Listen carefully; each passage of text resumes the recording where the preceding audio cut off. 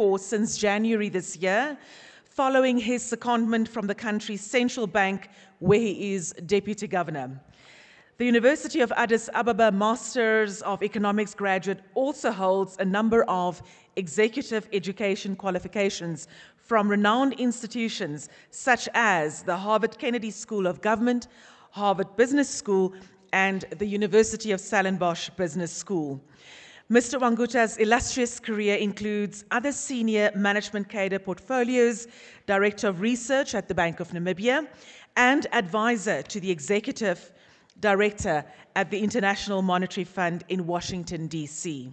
He also serves on various national and regional boards, showcasing his dedication to advancing socio-economic and financial matters. He will set the stage with a keynote on Namibia's potential as a significant oil and gas producer in the global context. Please join me in welcoming Mr. Epson Wanguta, Managing Director of NAMCOR.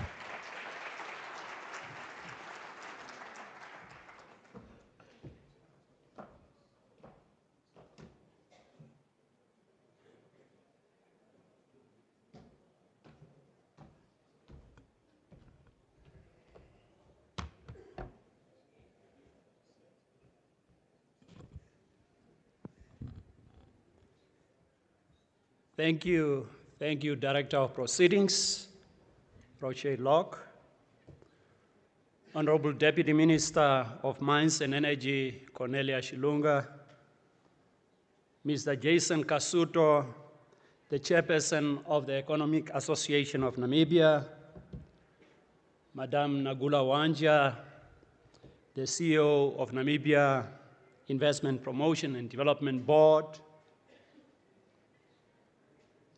the CEO of Economic Association of Namibia, Cons Karamata, distinguished local and international industry experts and stakeholders who are present here, distinguished delegates, members of the media, ladies and gentlemen, all protocol observed, and a very good morning to all of you because it's still morning. Let me take this time first and foremost to thank the organizer of this event, particularly for inviting NAMCOR as the national oil company of Namibia to this great and special conference. My task has been very simple: to set the scene. When you are sitting at that entity, you sit with a lot of information, but given the fact that I'm only given a platform of 15 minutes, so I will just try to give you a very high-level summary on where we are positioning NAMCOR and where the country is being positioned. I must say that Namibia is poised to become a key player in the global energy space. The second edition of Namibia Oil and Gas Conference takes place at an opportune time when the country is positioning itself as a key player in the global energy space, particularly from the conventional energy landscape to an energy mix paradigm. With energy poverty in sub-Saharan Africa, the oil and gas discovery made in the Orange Basin in Namibia have completely re-energized us as Namibia to be part of the energy solution, not only to Africa, but globally. As you may recognize, Namibia has witnessed in recent years a proliferation of exploration and appraisal activities in the Orange Basin. Certainly, these recent discoveries are not only adding to the discoveries count, but are also accelerating the development of the discoveries to ensure first oil by at least 2029 or 2030 and thereafter. All these developments affirm a long-held conviction that Namibia oil and gas was and remain a significant oil and gas frontier. we need to compliment the industry for holding fast to this conviction, despite experiencing a prolonged period of dry spell over the last 3 decades. The recent discoveries that we have seen have been made possible by the combination of petroleum, geological, and geophysical research data collected through this range of activities that eventually has really bore fruit. I have no doubt that these discoveries will significantly boost our economy. In the next 15 years, our economy is likely to double or possibly, if not tripling. Director of Ceremony, ladies and gentlemen, while oil and gas require highly specialized skills, I'm glad to share with you that our own local technical teams, particularly at NAMCOR, are fully embedded in the appraisal process, contributing to the exploration and appraisal campaigns that are ongoing, and also providing us with potential production rates and the developable estimates of progressing of the deep water resources. Our enthusiasm has heightened at the possibility of progressing key projects with sound appraisal results from the concept screening and selection to framing studies for front-end engineering design to develop and to accelerate contracting strategy for FPSOs and subsea infrastructure. Ladies and gentlemen, with a unique set of discoveries in deep water that challenge the application of existing technology, Namibia's situation requires collaboration and innovation from the research and development space to deploying new technologies that both add values in terms of commerciality while being cognizant of the net zero emissions. The concerted effort to conclude appraisal and shift the gear to the development have brought to the fore the reality that Namibia could find itself as an exporter of crude oil in the early 2030s, when a number of projects reach their production peaks. Our benchmark have led us to anticipate new-built FPSOs with capability to produce between 100,000 and 150,000 barrels of oil per day, as well as storing approximately 1.4 to 2 million barrels of oil, while at the same time also handling gas over 500 million standard cubic feet per day. So these are the facilities that are on the horizon.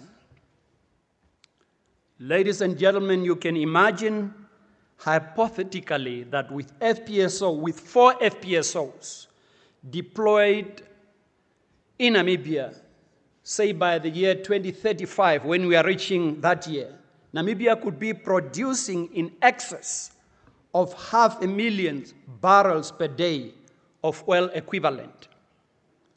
This is a big foot for a frontier exploration area and a greenfield production area with potential to emulate the successes of countries like Guyana, who are producing close to 600,000 barrels of oil per day. We could easily dislodge or compete with countries that are at the 5th position in Africa, countries like Egypt, Gabon, whose current production is at around 500,000 barrels per day, which is at the top 5 slot of the highest oil-producing countries in Africa. Ladies and gentlemen, although we are very optimistic, we are also at the same time not naive to think that all the discoveries will take off at the same pace. But we are also very confident that more exploration and appraisal activities which are planned for 2024-2025 will continue to yield positive results. NAMCOR is very optimistic that the strategies adopted by many operators appear to have some kind of very good promising outcome with enormous hydrocarbon potential and are thus hopeful for more discoveries with potentially better fluid and reservoir properties will be coming our way. With better predictive techniques and lessons learned being employed in the interpretation of the seismic and modeling of the reservoirs, we could unearth more recoverable volumes which can be accelerated to development and make us compete with the top producing countries like Angola, Libya, and Nigeria for the top 3 producers in the continent. Globally, while some of you may say that we arrived late to the party, we see it as an opportunity to benefit from all the industry learnings and technological advancement that are on the horizon. And they are placing us at an excellent position to deploy a low-carbon development concepts. In my conclusion, ladies and gentlemen, this conference therefore places a clarion call on all stakeholders to support efforts by investors and the government to accelerate the development of commercial discoveries for the country to reap benefits from the resources with a hope to improve the socio-economic condition of our people and reduce the social challenges that we are facing of unemployment, etc. On our side as NAMCOR, we have heard the call from the minister, and we are ready to position this entity to play its role in further discoveries and putting them to the next level of development to see the first oil production, at least by 2030. We are mindful of the local content, and I'm sure that a number of you who have gathered here, as the attendance shows that the 60% of those who are attending are the local content to you is key. We are mindful how sophisticated this industry and the kind of skills that are required. Last week, I visited a rig for the first time, and the complexity that I saw there, of course, one recognizes that you cannot just walk in and start doing business in this industry. It requires skills, it requires training. But I'm glad to know that as a country, through Petrofund and the ministry, a lot of investment and a lot of people have been trained in this. And that will help us to ensure that the local content is not a pipe dream, but will become a reality.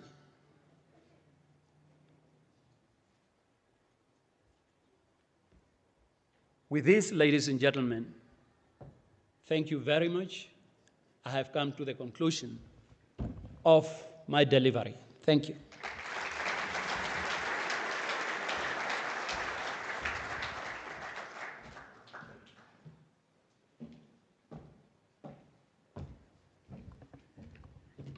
Thank you so much, Mr. Wanguta, for also staying within that time frame Now the pressure is on with the rest of the speakers. So without any further ado, ladies and gentlemen, it is now my great pleasure to call on our next speaker, Ms. Maggie Shino, the Petroleum Commissioner for the Ministry of Mines and Energy, to promote oil and gas investments, negotiate petroleum agreements, issuing of licenses, and the administration of the Petroleum Exploration and Production Act. Her career journey started when she joined the ministry as an energy researcher, where she was responsible for making use of energy research findings to influence honoring energy demands and policy formulations in the renewable energy sector. Ms. Shino has served as a board member of Namibia's Petroleum Training and Education Fund, or in short, Petro Fund, since 2012. She holds a master's degree in petroleum geochemistry from the University of Newcastle in the United Kingdom, a BSc degree in biology and chemistry from the University of Namibia, and a diploma in upstream management of petroleum development and operations from Petrad, studying in Norway. She further holds an MBA degree from the University of Aberdeen, Scotland, and through her career journey, she has attended trainings in various petroleum-related fields, including oil, gas, and mining governance, from Blavatnik School of Governance at the University of Oxford. Maggie says she is a daughter, a wife, and a mother to 2 wonderful children. And now, ladies and gentlemen, to give us an overview of our nation's progress and strategy in the oil and gas sector over the past year, we have with us this esteemed leader in the field. She'll walk us through where we are today and the roadmap ahead. Please welcome Ms. Maggie Shino, Petroleum Commissioner at the Ministry of Mines and Energy.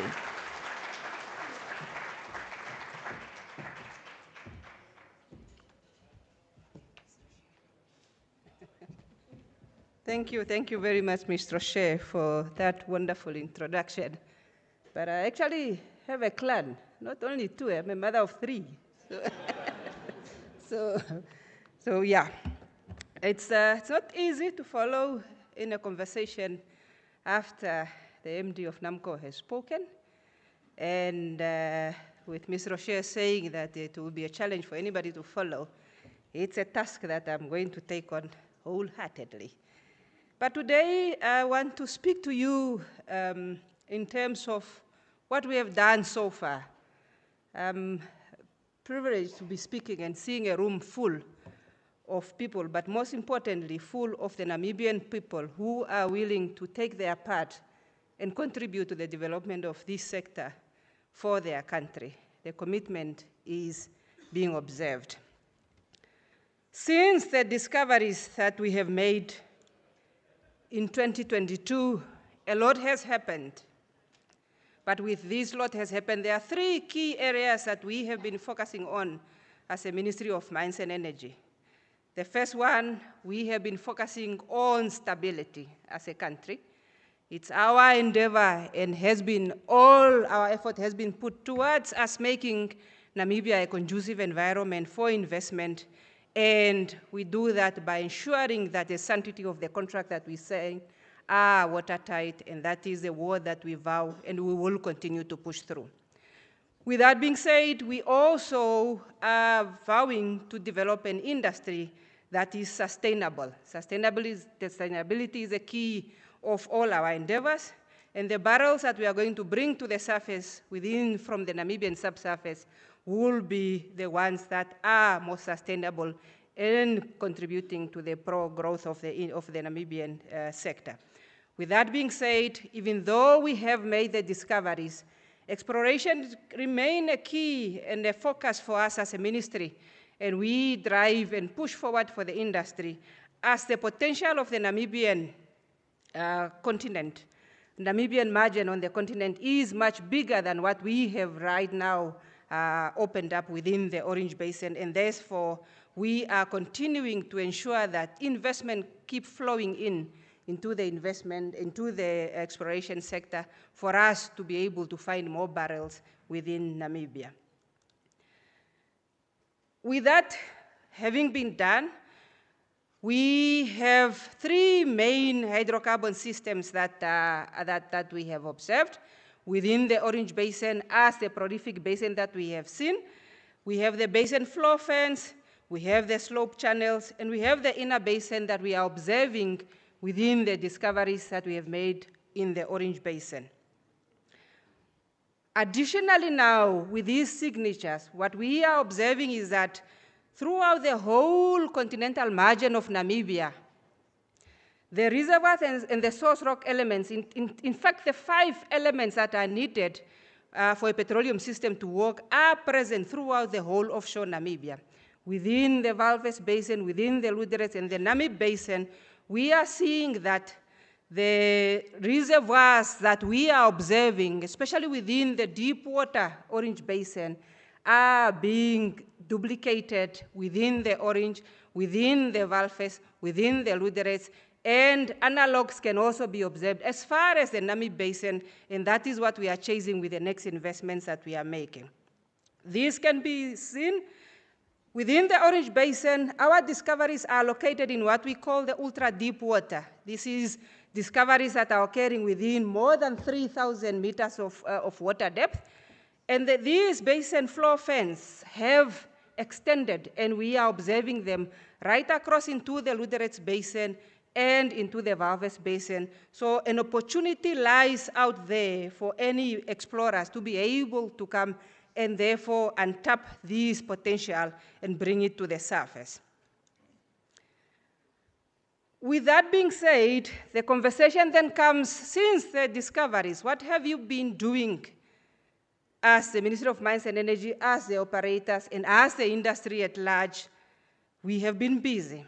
The first discoveries that we have made was done by Shell and their partners, Qatar Energy and NAMCOR, within PEL 39. And since last year, when we were speaking at the same venue, the same venture, a total of 9 wells has been drilled for us to be able then to apprise these discoveries. Within PEL 39, if you are aware, we have a total of about 4 different discoveries and 4 different potential fields that we have within that basin. And in order for us then to determine what exactly is the extent of these reservoirs that we are seeing, we needed to drill these wells, and we have concluded successfully the appraisal campaign that is required for this block, what we are seeing.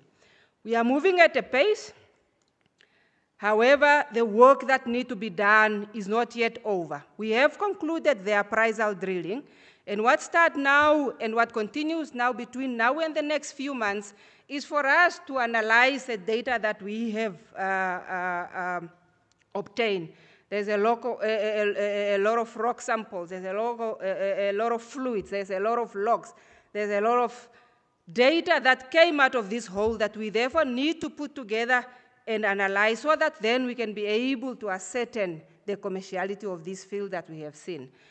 We are not only working now towards just determining the commerciality, but we are also seeing that within the block, although we have the Graph, the Liseri, the Yonka, and the Larona discoveries that we have made, there are still an untapped potential within exactly the same block that we also need to uncover. And this is where additional new 3D data came in.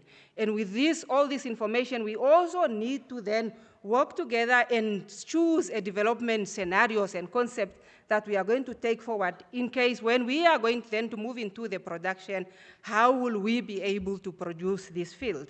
This is a stage where we are in, ladies and gentlemen, and we are working on it. It's not a very quick journey, but it's also not very long. The work that is being done will conclude within a few months, as I've said, and then the result will be announced for us then to be able to progress the projects into FID and into the next phase.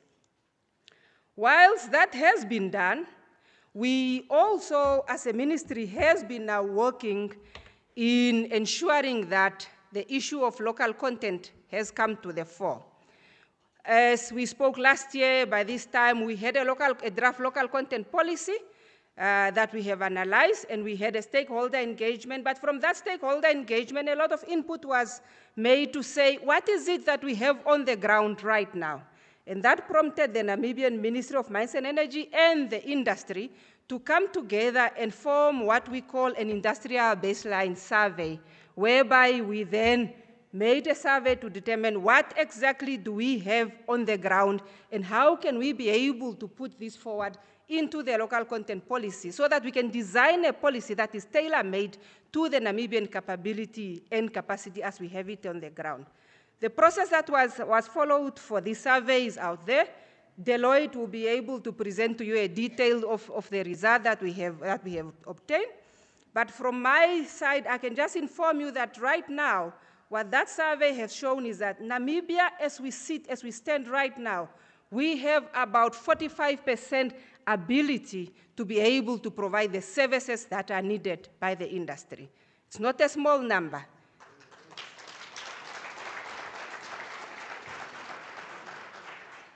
It's not a small number, but it's a number that we would like to see grow. And for us to be able to see that growing, we need the Namibian men and women to stand up and then be able to tap into what is already available and be able to capacitate themselves into then growing this number by bringing in more services. What we are going to do as a ministry, we have vowed to create, therefore, a database of all the suppliers. We have vowed to ensure that information is shared so that there is a diversification of services that are being offered by the current service provider. But we also made a vow to be aware of the nomenclature of the Namibian society. We need to tailor-made policies that are speaking to the situation on the ground and policies that are responding to the need of the Namibian nation as we are.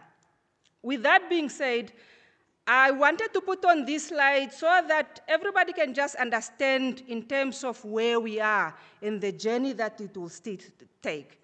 Right now, as a country, we are in the appraisal and exploration phase, the phase. It's a cycle that can take longer, but we can have it for from 2 to 5 years, where it involves seismic drilling and then the data analysis. But we need to make a decision so that we can move out of the appraisal phase and go into the final investment decision phase, because that is where then decisions are being made for us then to be able to progress into the development phase, then production and decommissioning. The reason why I'm putting this up is because I want the people to be aware of what is required and how much time you need to prepare yourself before you can get to the next phase. The first FID is expected to be made 2025. It's just in a few months' time. Immediately after that final investment decision is made, this is then where the subsurface and the development work will start. It is during this phase that a volume of services are being required.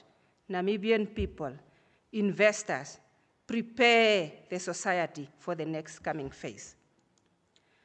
With the IBS survey that has been done, we see that we are going to take this industry in a fashion of an onion.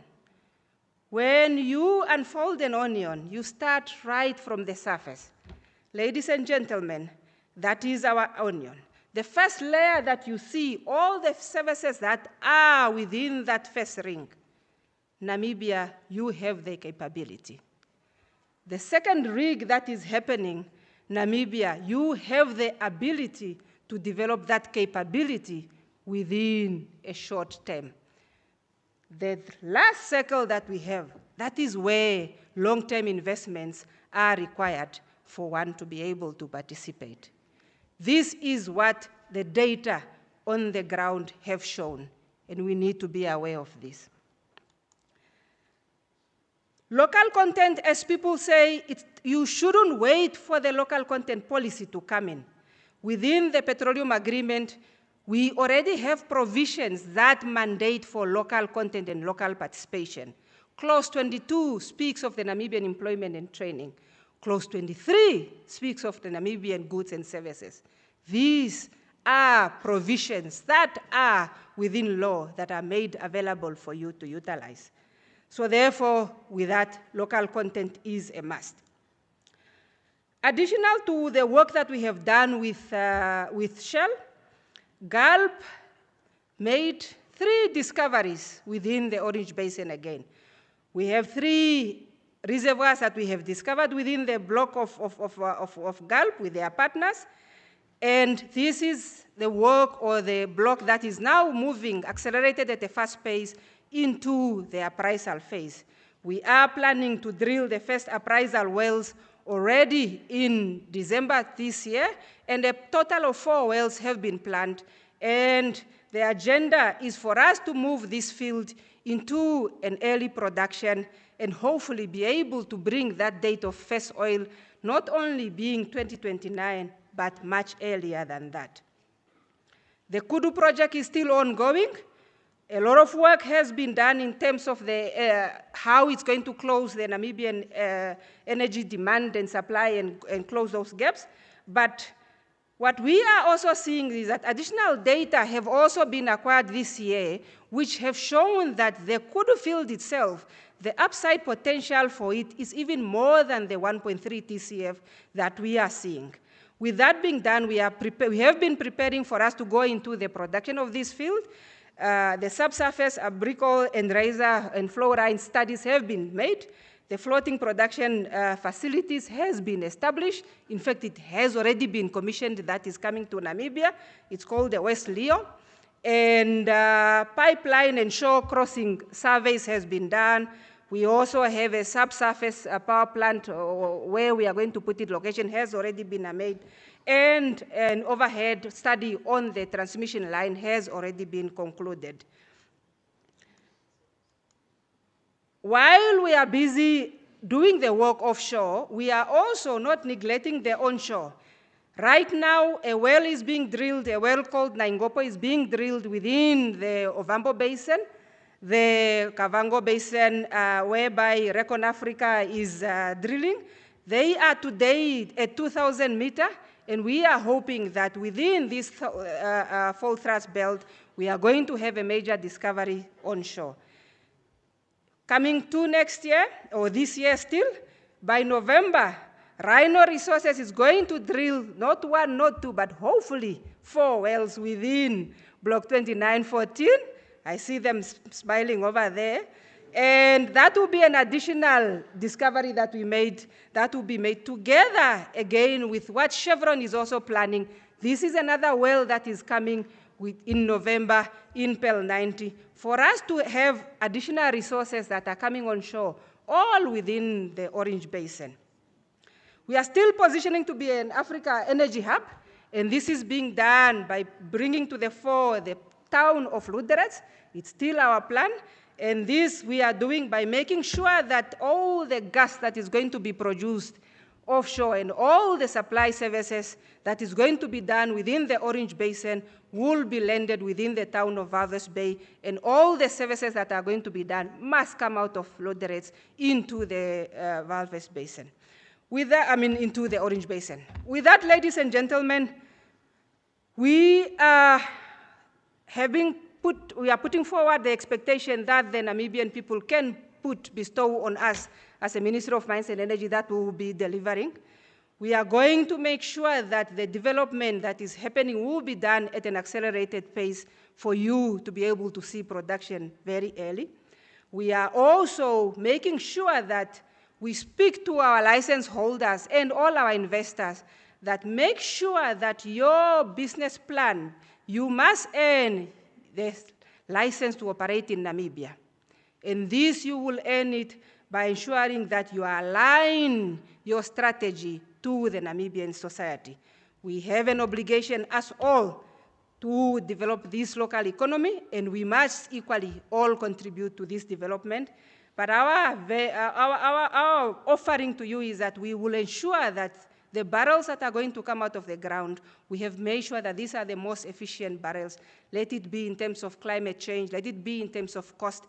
And with this, we will need technology and innovation that is coming from strategic partnership and the synergies that we are creating with the industry.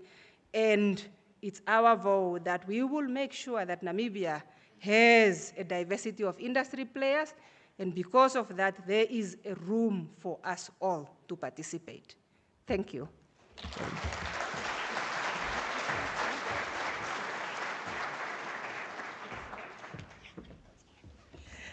Thank you so much, Maggie.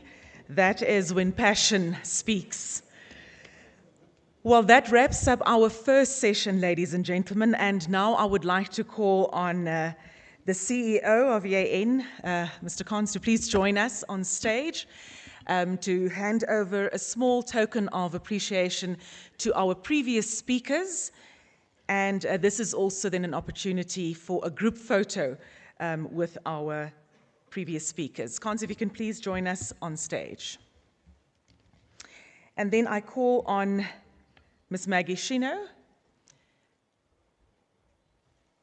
In fact, I'm going to ask my helpers, Petrina and Wilhelmine, if you can just move over to the gift side, and they will hand over the gift to you, Hanns, and then you'll hand over to our speakers. So Maggie, would you please join us?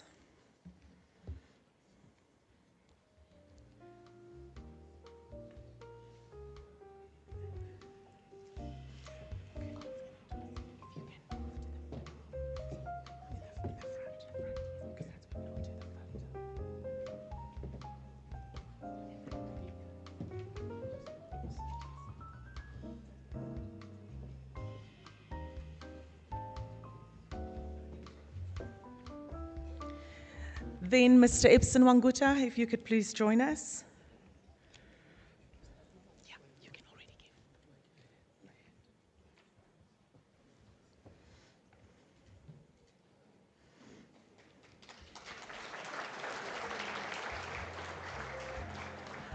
Ms. Nangula Wanja. No, they can just remain on stage. They can just remain on stage, standing. Yes.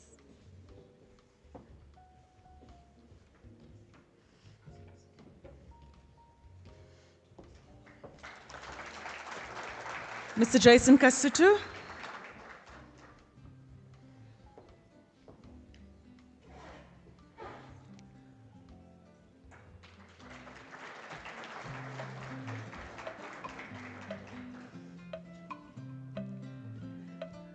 Please join us, Honorable Deputy Minister.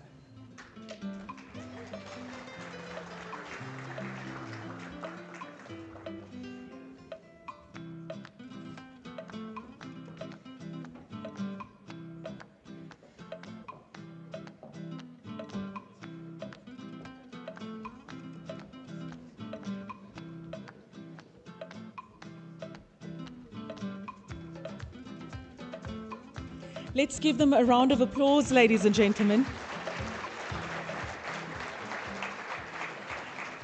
And I think, yes, that's what our photographers want. If our guests can just move a bit closer to one another for a group photo. Hanns, please join them.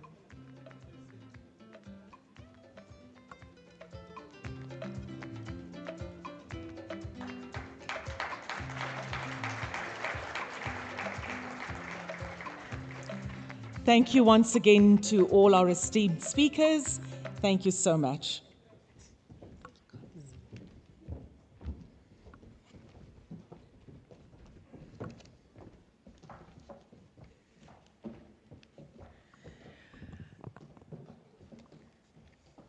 Our next session will dive into the foundational data shaping our industry's future. To present the methodology and key outcomes of the Industrial Baseline Survey for Namibia's oil and gas sector, we have with us Deloitte's country leader. Please welcome Ms. Melanie Harrison.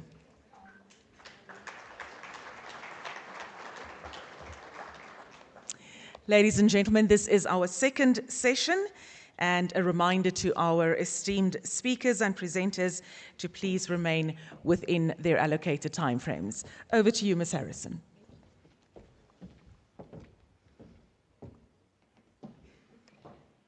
Good afternoon. I'm very pleased to present to you today the outcomes of the Industrial Baseline Survey that we've been working on probably for the past 12 months. The survey was sponsored by Total Energies and Shell, endorsed by the Ministry of Mines and Energy, Petrofund, and NAMCOR. And it was delivered by Deloitte in partnership with Monasa and Survey Warehouse. Just to give you a bit of background, with the recent oil and gas discoveries in the Orange Basin, it has been a driver for new opportunities and a potential for economic growth and a significant investment across the life cycle. If you look at the investment that is required, it is between 10 and 20 billion US dollars. That is for a typical deepwater oil and gas project. But it could create significant opportunities in the supply chains as well as the workforce within the country. So an industrial baseline survey is generally only conducted after FID. We are still sitting in the pre-FID phase, as Maggie Shino already pointed out, and FID is not necessarily guaranteed. It is not a given. The commercial viability of the find still needs to be confirmed. So doing an industrial baseline survey at a pre-FID phase, we had to use hypothetical data. We did not have the demand data, so it's based on assumptions.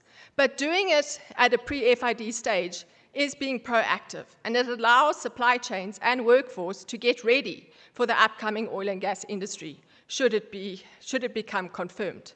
At the same time, it allows the ministry to have some input into the draft local content policy. So why is an IBS important? It prepares for communication campaigns and public awareness, and as you'll see as I go through my presentation, one of the significant outcomes that came up was just that general awareness of what is required to meet the requirements of the oil and gas industry. It also helps to better understand the Namibian ecosystem and identify potential local content opportunities across the supply chains and workforce.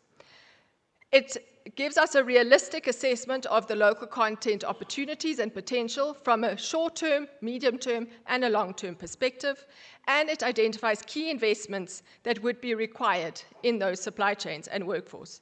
But it also gives a better understanding of the Namibian investment case to support the FID. If we look at the requirements of the oil and gas industry, there are very stringent requirements, and there are some core requirements that are really, you can't do without them.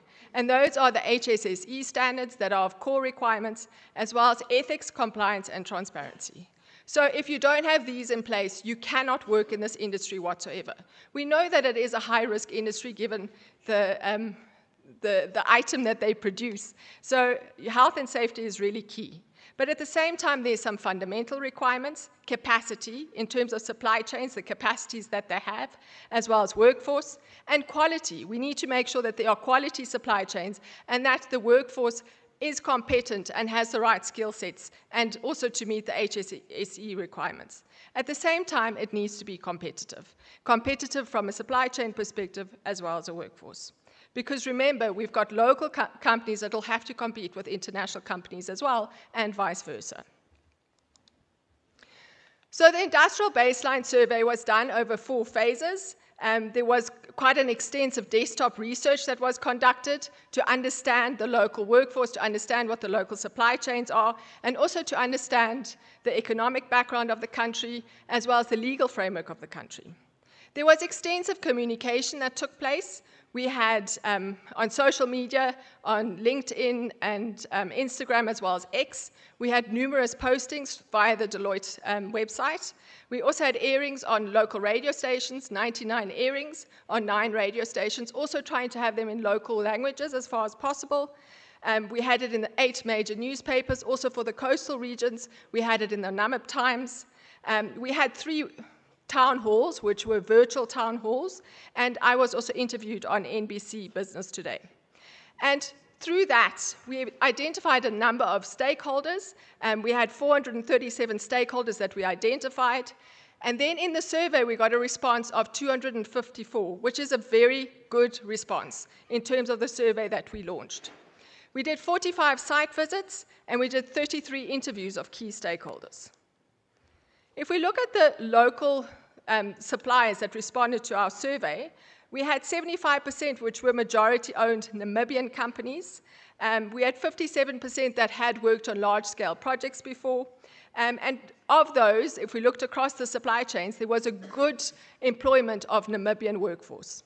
The key takeaways is that there is a strong interest in this industry. There's a very strong interest in being part of this industry, as we can also see today in terms of the turnout. So 80% of the suppliers want to be part of this industry, but they still lack that knowledge in terms of where do they fit, what do they need to do in order to be part of the industry. So there's a great need for awareness across the board of all the supply chains. The top challenges that the suppliers noted was payment timelines, administrative approvals, shortage of labor, both skilled labor locally as well as of other nationalities, and lack of infrastructure. And while HSSE was seen to be in place in a lot of supply chains which responded to our survey, we only had 9% that actually do reporting. So there still needs to be quite a big increase in terms of compliance with HSSE to be part of this industry. So I know this is a very busy slide, but it goes back to Maggie Shino's slide in terms of the life cycle of a typical oil and gas project. We're currently in appraisal, exploration and appraisal, awaiting FID. If it is confirmed, then we would move over to construction. But what I'm trying to illustrate on this slide is how many different types of supply chains are required throughout the life cycle. Certain supply chains are only required for one phase, but some are required for the full phase of the life cycle. And there's a lot of supply chains that are indirectly required for the industry. So when we did our analysis, we had 45 supply chains that we assessed. And of those 45 supply chains, there was a number of supply chains that we found did not have a presence in Namibia currently. So what you can see on the screen right now is those supply chains that are present in Namibia, so not the ones that are not present. And we took the supply chains based on the survey results that we got, and we assessed them in terms of their compliance to standards, as well as their volume capacity. So volume capacity is things like cement, how many tons of cement can they produce? PPE, how much PPE can they produce, etc. And as you can see on the top right, all of those supply chains have enough volume and compliance with standards currently within the country. I must just note, when we said compliance with standards, we looked at things like whether they had worked in large projects, whether they have some sort of HSSE, whether if they've worked in oil and gas before or in mining. But there is still a requirement for all of these supply chains to uplift their HSSE compliance in order to work in the oil and gas industry. Because there is not an upstream oil and gas industry currently present in the country, there's still that requirement that there's more attention required in terms of HSSE compliance. Then we took all the supply chains and we assessed them in terms of the benefits and feasibility for these supply chains to be able to produce or be able to be used locally in Namibia. And as you can see, all the ones in red, those are the ones that are currently not present in Namibia. So there is no local presence for these specific supply chains. And as you can see, they are very oil and gas specific. Then as you can see on the top right, those are the ones that can be in the short term uplifted quite quickly. And the bottom right, those ones need a bit more investment in order to meet the requirements of the oil and gas industry.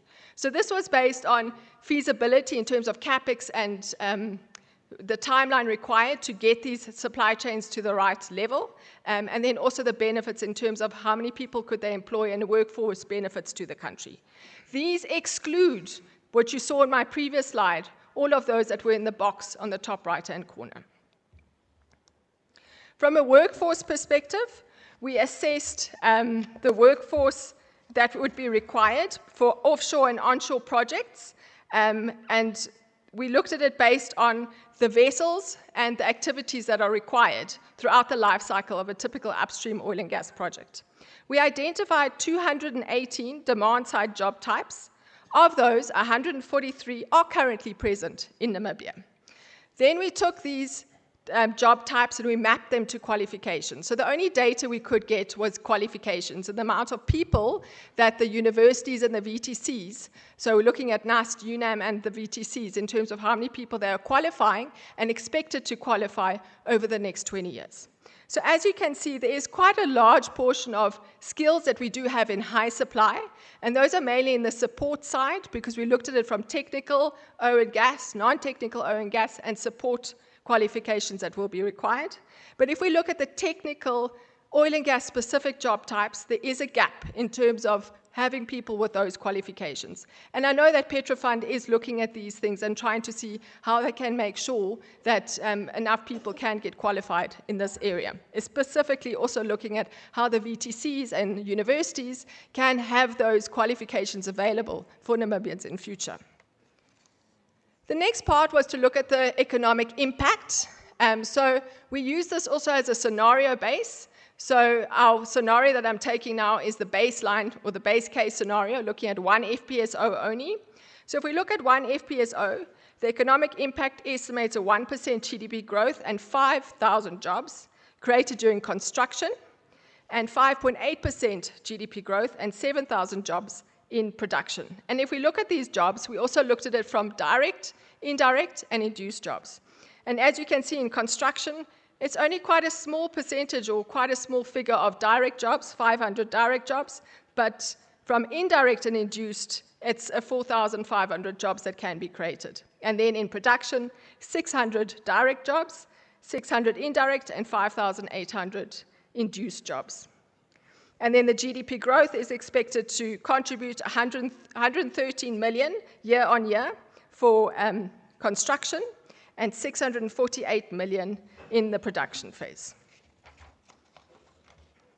So that is the end of my presentation. I only got 15 minutes, but just to reiterate, so the study was done based on hypothetical scenarios because we did not have the data. Once FID, and if FID is confirmed, the data would have to be reassessed because then the demand is confirmed, and one would need to reestablish whether maybe this wasn't a bit more on the conservative side. But I think this gives a good baseline in terms of what would be required from a supply chain perspective as well as a workforce to meet the demands of the oil and gas industry. Thank you.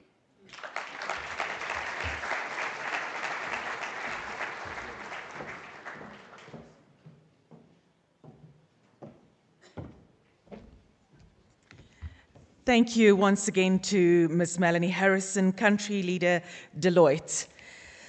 As Namibia emerges as Africa's new oil and gas frontier, understanding the business and legal implications is critical. To set the scene on this crucial topic, we are now joined by an expert in the field. Please welcome Mr. Shakwa Nyambe, Managing Partner at SNC Incorporated.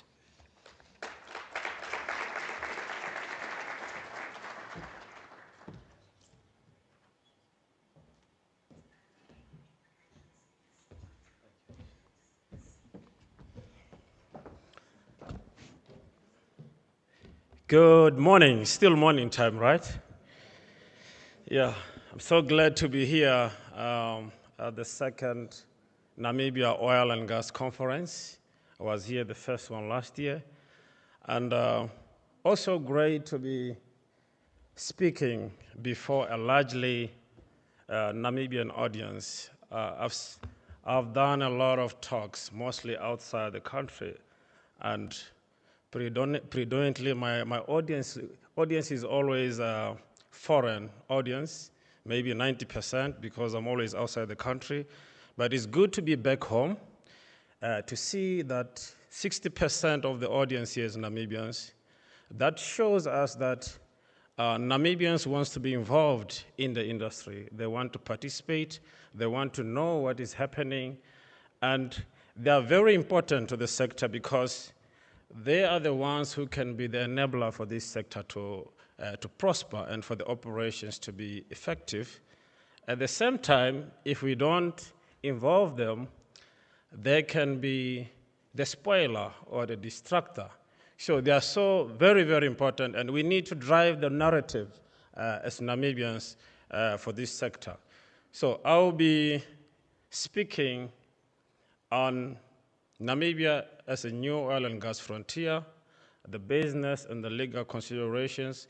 We had very great speeches from our previous speakers, the Petroleum Commissioner, the CEO of the NIPDB, as well as the board chairperson of the Economic Association of Namibia.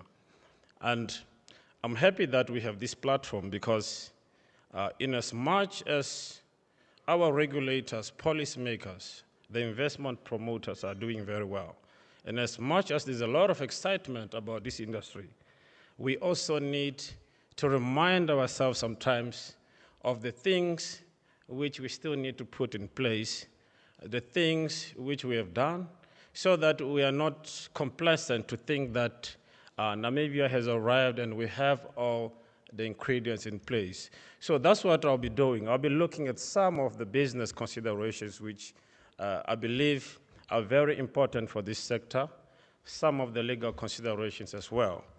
And I always start with this slide, even on my talks abroad, the energy approach of Namibia. Very important for our investors to understand our energy approach as a country. And this approach is entrenched in the Namibia energy policy of 2017. So that is our Bible in terms of how we should go dealing with our energy sector, including our oil and gas sector. And what is important about our approach as a country for energy is that we promote the use of all forms of energy, be it the renewable energy, fossil fuels. They are all welcome and they are all to be promoted to ensure that we exploit them, to ensure that we have enough energy security and energy supplies. And an additional element of the national energy policy is that the upstream oil and gas sector also should be promoted.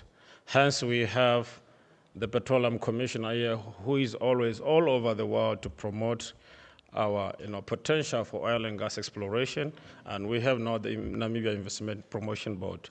So we have an energy mix approach, and the investors in oil and gas, you are welcome in the country, and the policy is there to support your investment. I think in terms of I just wanted to give a snapshot of the petroleum licensing history, just to see where we came from. If you look in the 1970s, we had one petroleum exploration license and one discovery by Chevron, which is now the Kudu gas. Fast forward 2007, we had 14 petroleum exploration licenses. And 2024, I think this number has changed now, 32 exploration licenses, 20 operators, and 1 production license. So as a country, we have made some strides within the oil and gas sector. And I think we need to thank the Minister of Mines and Energy, the Minister Petroleum Commissioner, as well as NAMCOR for promoting Namibia as an investment destination for oil and gas in Africa. And also, I want to look at Namibia's acreage, in terms of the size of the blocks which are held by different companies within Namibia, offshore. If you look at this slide, you'll see that on top there is NAMCOR. So that tells you that NAMCOR is a very important player. NAMCOR will be very relevant and big going forward in the next 10 years to 15 years, and hence NAMCOR becomes a very important institution. And the effective operation as well as running of NAMCOR is not only relevant to Namibia as a country, but relevant to the oil and gas industry. The operators would want to work with a very stable and strong NOC. That's how relevant is NAMCOR. NAMCOR will be big.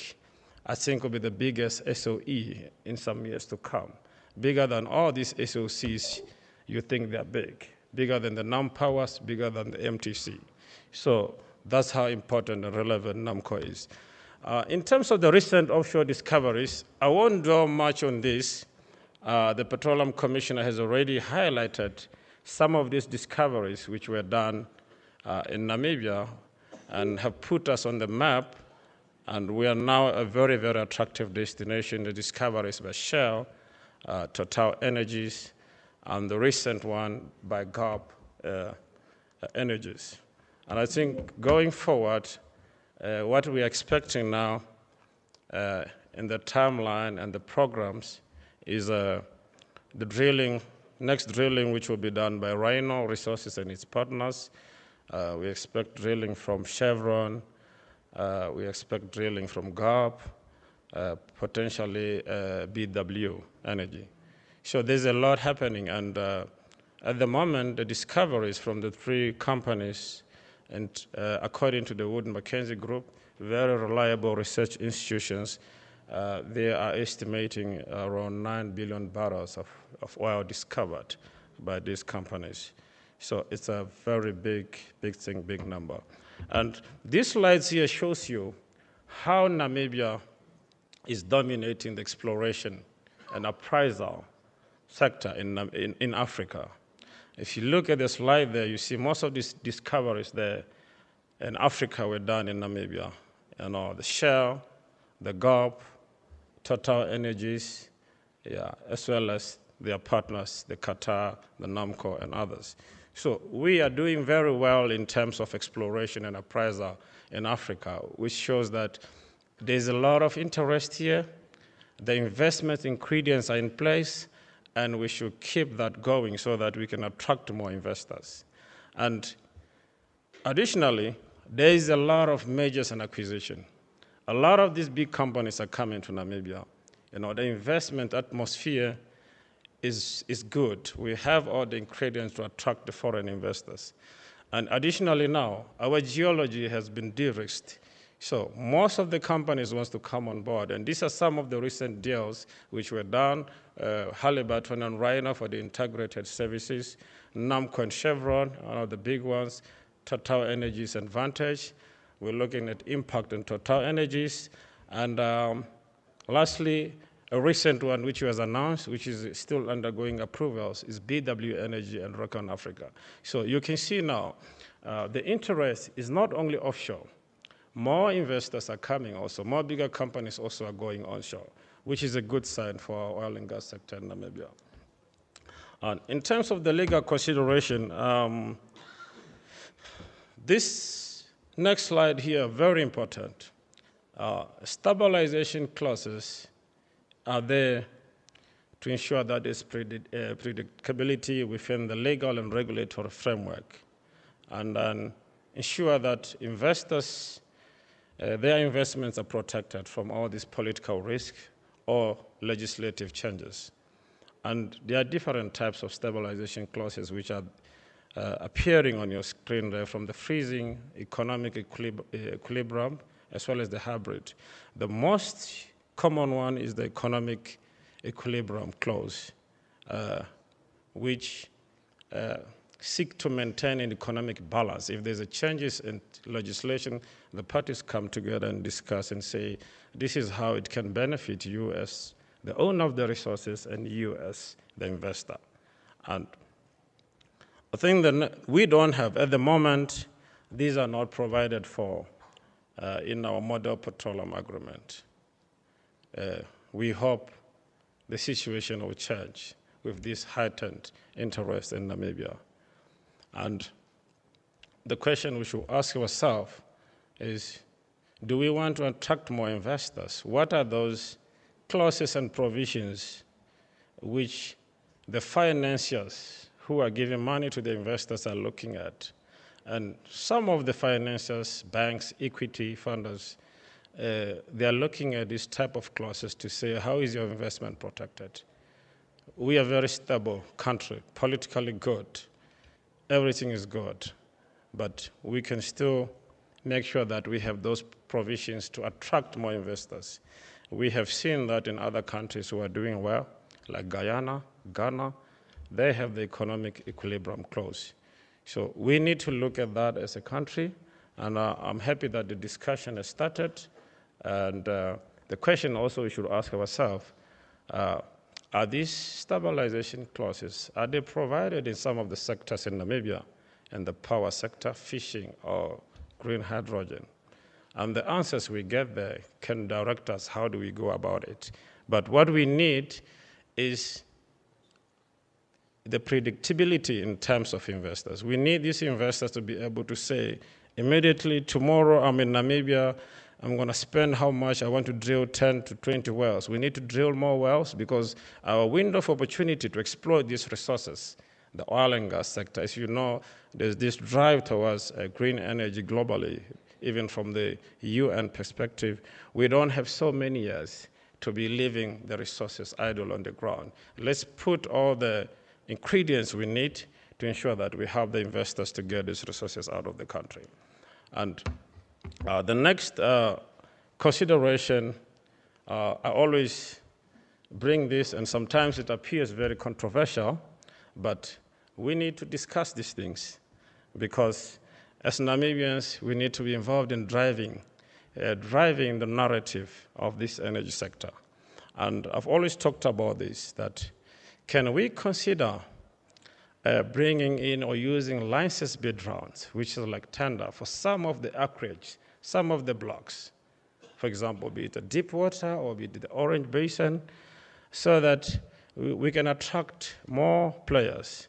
At the moment, we are doing very well with the open licensing system, but the open license system also sometimes has subjected our regulators and policymakers, the ministry, to some criticism because some of those investors, local or international, who are not lucky, they've applied for these blocks and they don't get them, they question the process. But there's a way we can protect ourselves and protect our regulators and policymakers to say, come with a hybrid so that your process is seen to be very transparent and accountable. With the license bid rounds, requirements are clear. These are the qualification, these are the pre-qualification requirements, These are the timelines on which this process will be done, and by this, after how many days or months, the process will be done.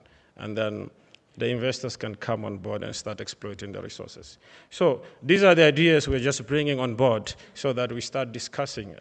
And as the industry grows, the industry doesn't like a lot of disruption. And the disruption sometimes come from the public, the people who think that the process were not fair and transparent. And when they make a lot of noise, it discourages investors. It discourages the international oil companies. So we need to put the measures to ensure that we can encourage investors and we can encourage also the local involvement.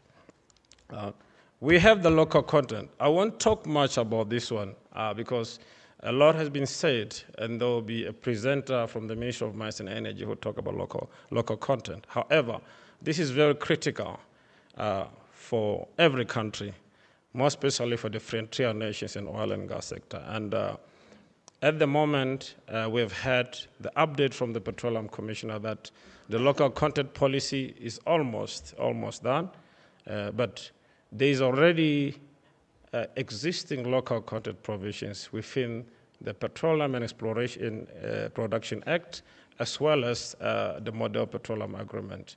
So let's use those ones and then ensure that our local people are involved.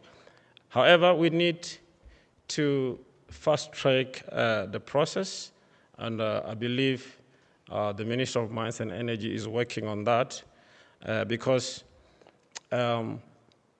the opportunity for participating, you have seen when the Petroleum Commissioner presented that at exploration and appraisal, as well as development, that's where the bigger share comes in for the local participant. That's where the money is, those were the opportunities. So if that phase passes of 6 to 8 years before production, and there's no local participation, or it's minimum, and then we are going to get a lot of, criticism from our own people, citizens, that they haven't been involved. So let's try to ensure that we move it as fast as we can, and then to ensure that we can involve the local entrepreneurs to be able to benefit during exploration, appraisal, and development, because that's where the bigger money is. When the production starts, not much of it. You have heard what the Petroleum Commissioner is. So I'm urging The Ministry of Mines and Energy, they are already doing a good job, and we're here to support them as well as NAMCOR. Let's move, because the legitimate expectation of the citizens is that once things are moving, they hear that we are preparing the floating platforms and everything, FPSO, they want to get involved. And if they don't get involved, they frustrate the industry. So let's move on that one. And I've also spoken about the need for an independent regulated upstream oil and gas in the oil and gas sector. And I'll be done with you. I just borrowed some few minutes from the other guys here. Very important, this one, Rocher. So we're saying the need to establish an upstream, independent upstream regulator is not an invention by me or anyone. It's embedded within the Namibia energy policy of 2017, as well as the white paper on energy of 1998. So this already has been expressed there. It's there within those documents that is needed. And it will help us, in particular with the local content implementation, ensure that there's compliance and sanctions. Because if you don't have a body to monitor that, that is a lot of work. A lot of skilled people are needed. And if we don't have that body, then it's a problem. At the moment, we need to support and empower the Ministry of Mines and Energy also. In particular, the Petroleum Affairs Directorate. They are just a directorate. So hopefully, while we are waiting for some of these things to put in place, they need to be supported and given the resources so that they can be elevated to be a department. They can bring more resources in place, because having a local content policy and framework without it being implemented properly, then you frustrate the people, because the citizens are expecting to benefit. But if you have the policy and the law, but you can't ensure that it's implemented properly, then again, you're setting yourself backwards. So we need to look at that. And I'll be concluding now, Rocher. The Business Intellectual Property Authority, BIPA, very important stakeholder to ensure that we also empower them so that the registration of businesses is very quick, as the way it's done in some of our neighboring countries. The data is properly stored, and we can obtain it for purpose of due diligence. And investors, when they come in the country, they do a lot of this due diligence. So we need to empower BIPA. The next important one is the Namibia Competition Commission. They play a role. Most of the megas and acquisitions in the sector need approval. And if approvals take long, they also frustrate the international oil and gas companies. And we need to work with the Namibia Competition Commission, the Ministry of Mines and Energy, as well as NAMCOR and other stakeholders. Let's bring them on board. And also, we need to look at incentives for deep water exploration. You heard what the commissioner said. Some of the blocks are 4,000 meters depth. And what do we do so that we attract companies to apply for those blocks? Some of the deep water wells, companies have been shying away. We can bring incentives to them, whether we relax the work programs, we give them some tax reliefs, which are not the same as others who are drilling in shallow water. It has been done in other countries, very important. And there's a lot of market opportunities. There'll be a lot of M&As, and then opportunities presented in other basins, and we see more work coming. After all it's said and done, Rocher, we have the market opportunities to accelerate oil and gas development in Namibia. The resource availability is there, it has been proven. The stability in terms of political environment, very stable country, good rule of law, that is there, and there's a demand for the oil and gas. We have the commodity prices, which are good at the moment, and the technology. Our investors, the international oil companies, they have the technology to ensure that we can exploit these resources. So Namibia has a brighter future ahead, and it will be more brighter with the involvement of Namibians. Thank you.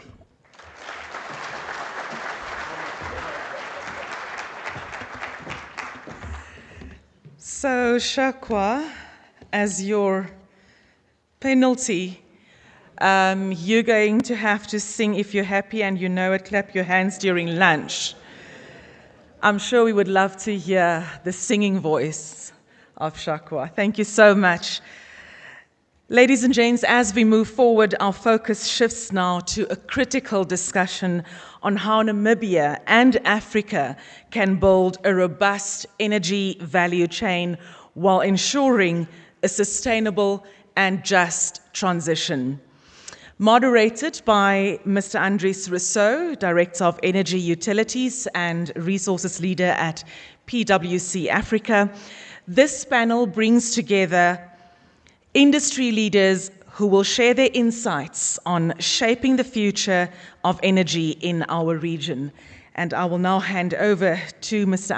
Andries Rousseau to introduce our esteemed panelists. Again, just a reminder to keep time, so you need to watch me as well. I'll be showing you that yellow ticket. Shakwa's on my panel, so take his time. So we have to manage him collectively. I'm handing over to Mr. Rousseau. Thank you so much. Thank you.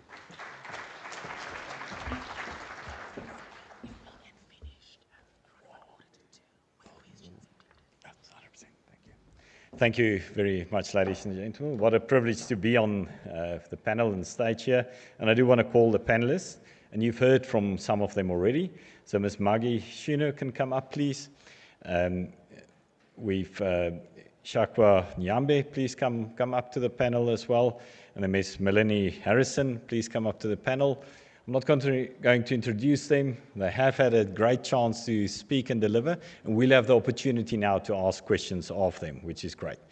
On top of that then, I do want to ask Mr. Pedro de Oliveira, Strategy and Corporate Governance Manager of SONILS from Angola, to come up.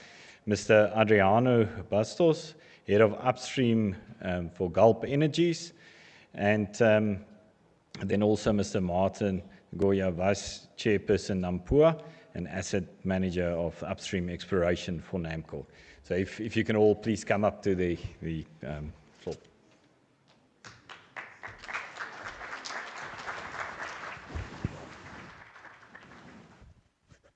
It's going to be a problem if I sit on the mic.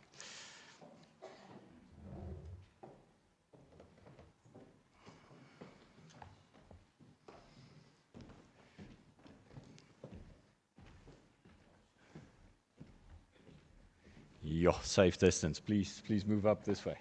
One seat forward. Yeah, perfect. Well done. Thank you very much, ladies and gentlemen.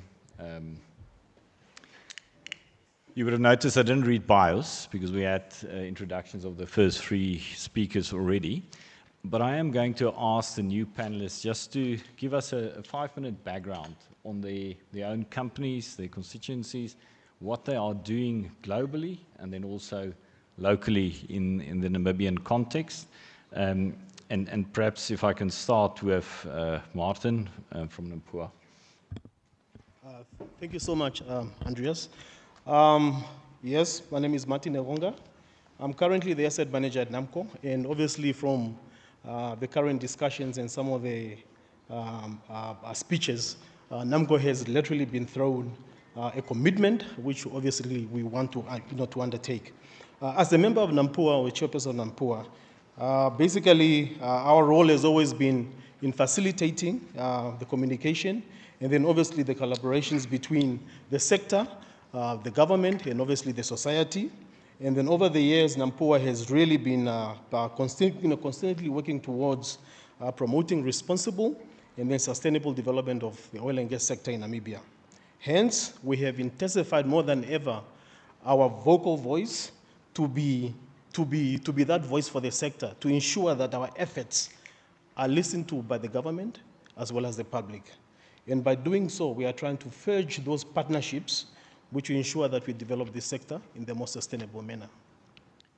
Thanks, Martin. Pedro, can you go with SONILS, please? I thank you for the opportunity. I'm the strategy manager for SONILS, as you already said.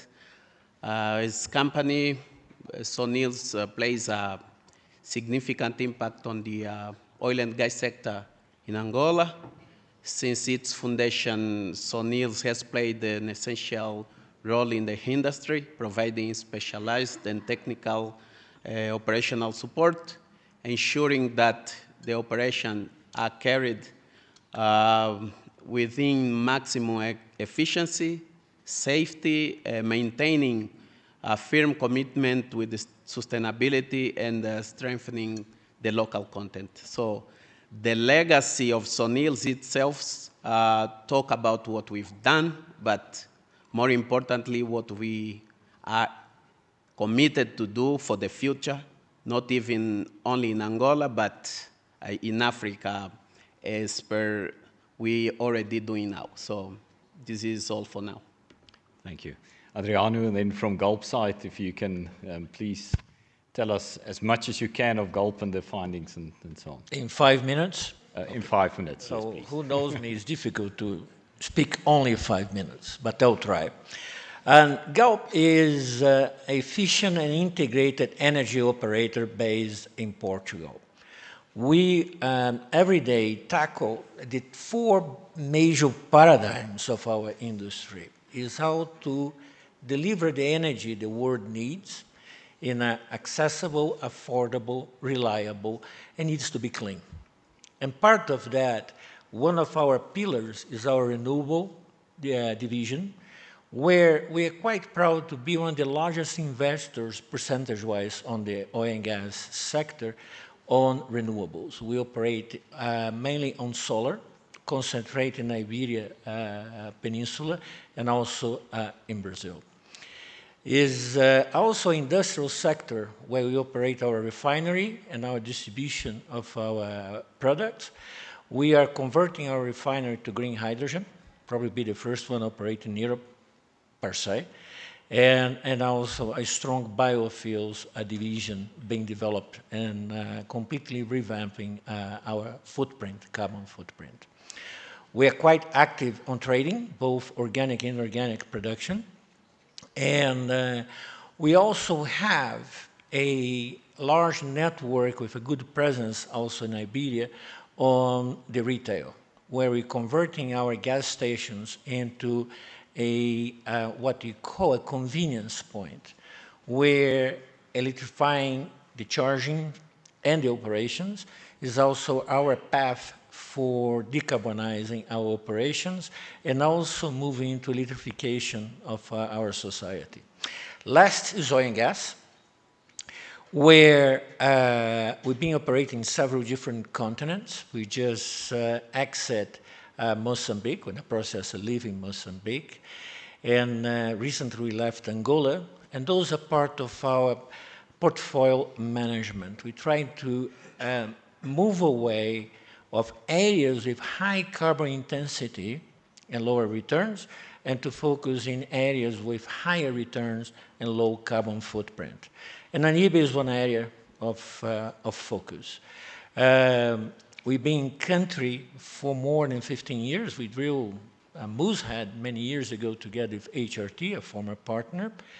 And recently, we worked Mopane, where we're quite successful in 2 wells last year and early this year. And we start our appraisal campaign, as Maggie pointed out. Unfortunately, it's not December, it's November. Sorry to correct you, but it's earlier than later. And we're moving with a 4-well program and towards accelerate our first oil. We are efficient, we are lean, and we like to be that, but we be present on at least the 3 or 4 the largest discovery in the past 20 years, including the Brazilian pre-salt, where we do operate, and Gulp is between 3rd and 4th larger operator in Brazil right now. So we're quite happy. Excellent. And there's lots of lessons learned from those countries, and we'll get into that a bit later. Thank you. Thank you. I have to start with Maggie to open the floor for us, because you mentioned a couple of things in your presentation that I think is music to the ears for the audience, and that was conducive for investment regulatory environment, stability, that was echoed by Shakwa in his presentation. When the minister's speech was read earlier, he said 12 principles or commandments that will be followed. And Maggie, I'd like to understand those 12 commandments. How will they be enforced? How will they be set up? What's the roadmap to getting from a commandment to legislation or regulation that drive and support that? I hope you don't expect me to list them all. No, please don't. at this stage. No, we can.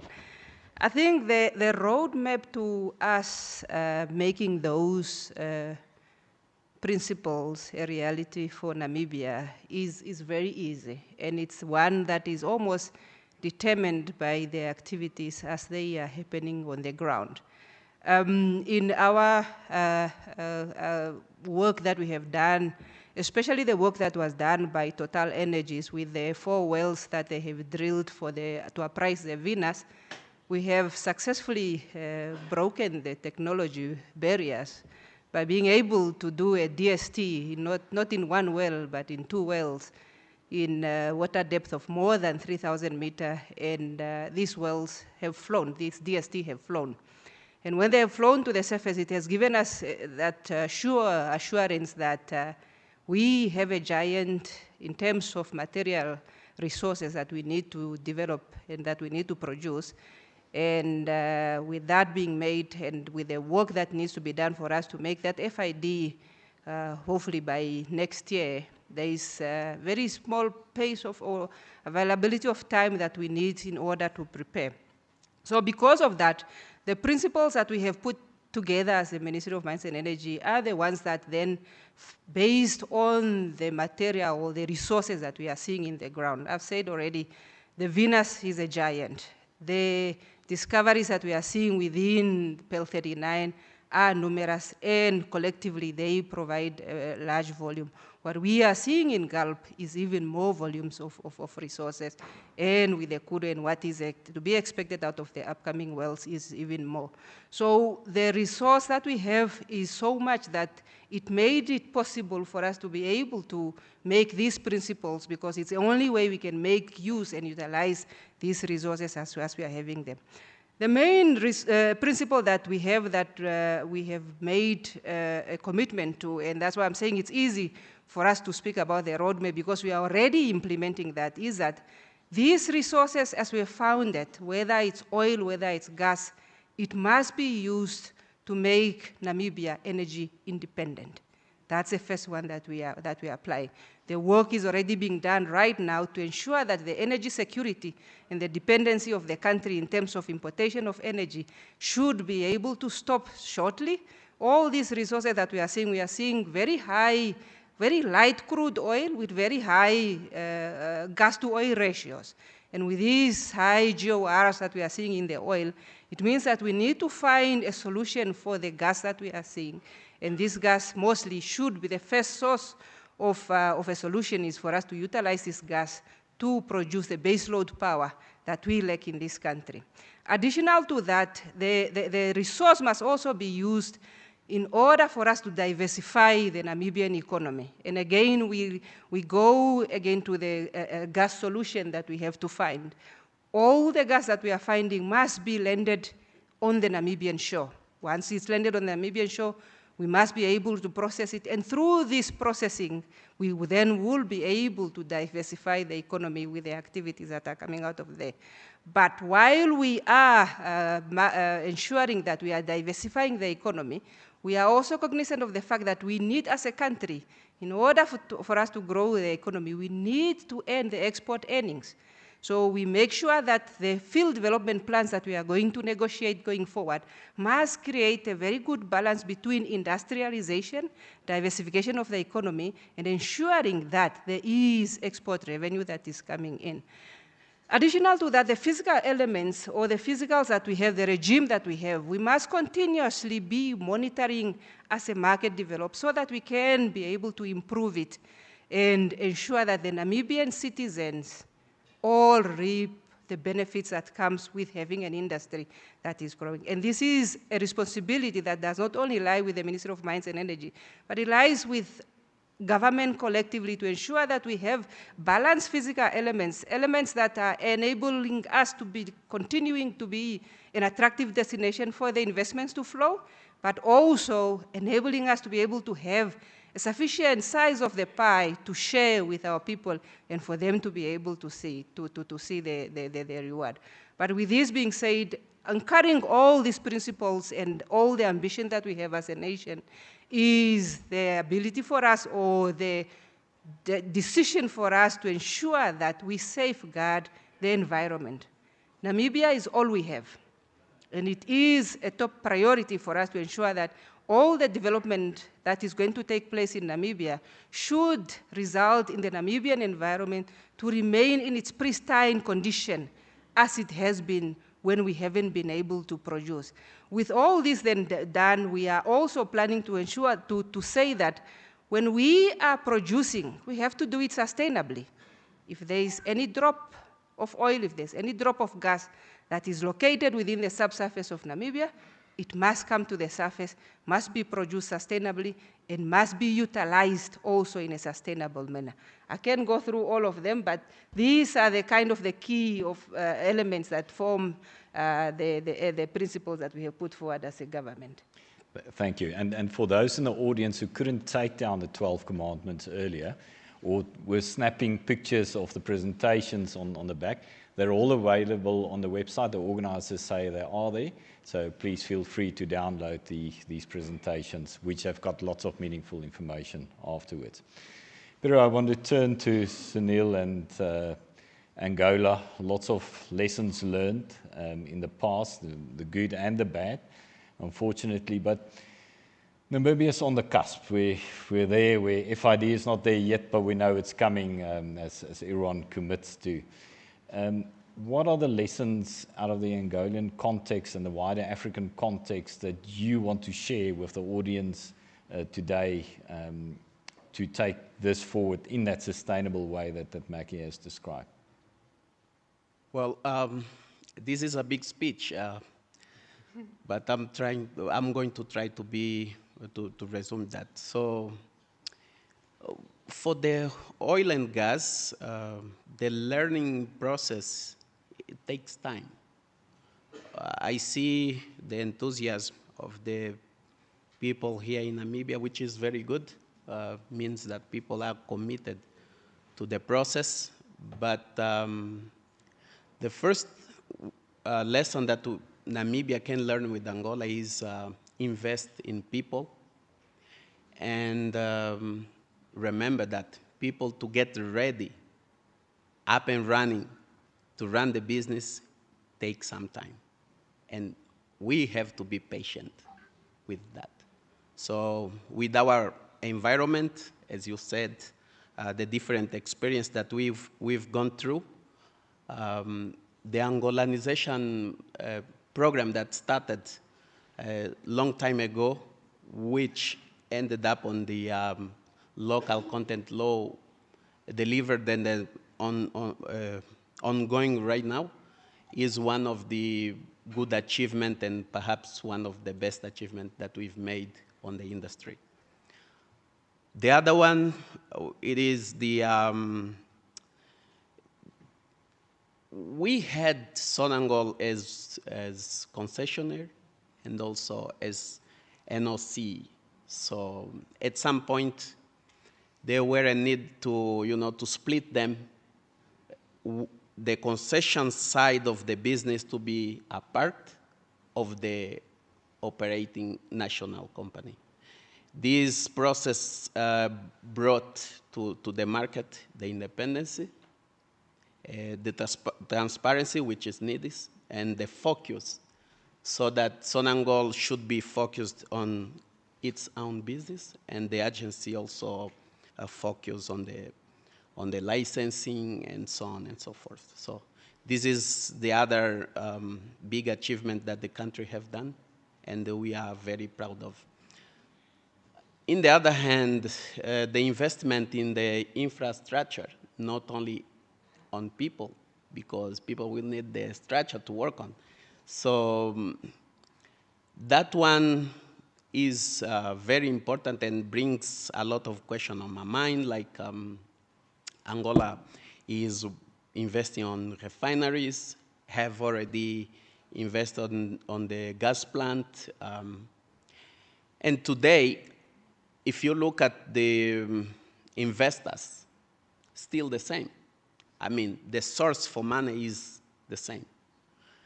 And Namibia is coming and very well. The discoveries and so on are great, and we are proud of it. Thinking on the sources of investment, one of the questions should be is there a need for Namibia to invest on refineries? Or perhaps work on shared infrastructure in order for them to look for this investment to put on other places of the industrialization process so that it can grow bigger and bigger and best. So this is just a question, not a statement. But investing in infrastructure is one of the lessons learned that Angola has gone through. And there is still a lot of effort being done now that have started some time ago, that we are, of course, proud of it. And of course, in near term, we will be even more proud. Mm-hmm. The other one should be the experience that we got from the other countries, like Nigeria, for example, the United States, and the other ones that came, work with us, teach us, prepare our people, our workforce to be ready to manage the business. And one of the examples was in 2020, when the pandemic started. I was offshore working for Exxon at that time. Actually, I'm one of the peers that is a result of the Angolanization process. So there were an issue with the people coming in and out. So I was proud to see at that point Angolans running the business. So that didn't happen in a day. It took a long time, took a process. People had to go through, a lot of training abroad, a lot of in-country training, a lot of work doing training, on-job training. So this is something that Namibia and Namibians will go through also, I think, but it has to be in our mind that we will need some time to get people ready to go and to take over the business. Yep. So this is at least the 4 lessons learned that I want to share now. Thanks, Phil. I'll have to share more. Happy. Let's chat about it later. I like the point that you made about learning from the rest of Africa. And I thought it was amazing this morning when we had the African Union anthem along with the Namibian national anthem, just in acknowledgement of the need for collaboration on the continental basis, but also wider on a global basis. You touched on infrastructure, and Adriano, I want to ask you, as a big oil and gas company with wider energy ambitions, infrastructure must be one of those things that you assess when you come into a new territory. If you are going through a FID or assessment process at the moment, what do you see are the infrastructure needs that's required to make things happen for you in the country? Thank you for the question. And by the way, it's much easier to speak after Maggie and the others been talking about infrastructure to Namibia. Yesterday we had a lovely presentation from NAMCOR, and we also have some debate on what and what not. But when you look at infrastructure, allow me to divert for a second, use analogy of a car. We don't need only the car. We're going to need the fuel, the oil, the roads, and the driver. The car itself makes no sense. So when you talk about infrastructure for Namibia, you need to look at the whole aspect of it. And your presentation before was quite nice, by the way, about capabilities. And we have proved, Total, Shell, ourselves, and now Rhino, Chevron, and others to follow, that Namibia has the capability built on the backbone of Walvis Bay, the repair and the marine support activities, the fisheries. So they have the capability. Now it's a question of capacity. And what to do about capacity? I love the presentation of NAMCOR. Don't agree totally with it, but is a great start. And the first time you start seeing that comments is not only the harbor. If you want to really use Lüderitz, you need to change the town. Yeah. You need to add what we call the retro support, which today we have in Walvis Bay. We have enough capability. We don't have capacity. When we operate together as Shell and Total, we were basically fighting for resources. When you start to listen to that, we start having the confidence that Namibia start to understand what needs to be done. And there's lots to learn. And I like a lot of the comments that are being shared here, shared resources. The industry have built in the past, and hopefully learned from it, that we duplicate everything that we do. We don't like to share. Total is over here, we like to talk to Total. And we have a tendency to have my resources, have their resources, and we don't share. But we don't compete. We compete to secure our license. After that, we shall collaborate. Having everything that we can share in terms of common infrastructure, the common support services, so we can use what Namibia has today and allow with time they continue to grow capacity so they can support our developments. And this is extremely important. And a gentleman talked about the qualification of local workforce. And this is essential, the drivers. We have seen, again, Namibia prove the world have capabilities. The service industry, Schlumberger, Halliburton, others, they already hire a large content of local Namibians. So it's possible, but we need to have the mindset to that. What we need to avoid is, when talk about infrastructure, is to look at a single point, like the harbor. It's not only the harbor. And yesterday there was another gentleman, I forgot his name, but has an interesting panel or presentation that he was discussing the curse on the economy of a single source of commodity. I disagree with lots of his points, but one point he was completely correct. We need to coexist. We talk about oil and gas, but we cannot forget the other industry that do exist in Namibia. We have the tourism, and we have the fishing industry. We have the mining. So we have the farming. All those need to coexist. We have proven in the past that the industry has the financial muscle to push itself through and find their own solution if we can prove the economic attractiveness of our discovery. But if you do that, you end up destroying the rest of the economy. That's not the case. So when you think about infrastructure, non-port, we need to think about the fishery, we need to think about the tourism. Now, we think about, a gentleman was contesting about the dry port of Walvis Bay. This is needed. If you want to be the energy source or the energy hub of Africa, we also need to be the trading hub of Africa. You need to create these conducive initiatives so more and more activities do occur in country. And with that, there's several others that needs to be considered. How do you support the workforce? I like Maggie when Maggie say we need to benefit the society. The society will increase the living standard. Living standard come to new demands, and the new demands needs to be addressed. School, shopping, travel, and everything.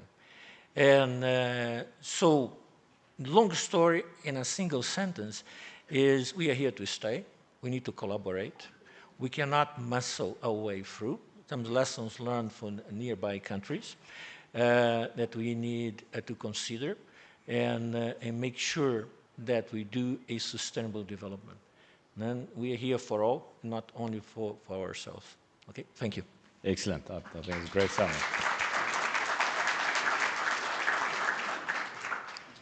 Martin, we've heard from Gulp. From NAMCOR, you represent a wide range of the producers. For readiness, we've heard skills, the lessons learned from Angola. We've heard infrastructure. What are the other things that your members would like to see for Namibia to be ready to take off? Thank you for that question, Andreas.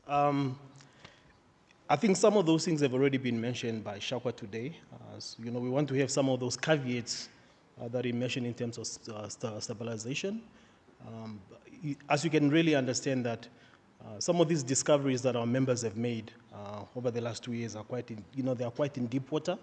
So that in itself already poses a challenge in terms of development to bring these resources to the surface. So we want to ensure that government at least also listen to some of those technical challenges that are posed in actually developing these resources. I mean, the investors have the technology, they have the experience, because they've done it elsewhere. But if we cannot protect their investment, they can just as well as invest it elsewhere, because there are other jurisdictions where they can recoup their investment quite quickly. So we are hoping to further engage those conversations with the Land Ministry. I know the conversations have started, and we're just hoping to build on that momentum so we don't lose sight of what we want to achieve. I think the other thing that we need to look at is that as Namibians, we currently don't possess the skills. We need to be honest with ourselves that we don't have it, but it's good to see that there are certain sectors within the industrials where we can really support the industrial. And it's good to see that it's at 45%, because that we want to build on that. But we need these skills now. And our members, they can bring that skills. It's just a question of how do we ensure that our members are given that opportunity to bring these skills in country without really the hassles or some of the barriers that we are seeing in terms of immigrations.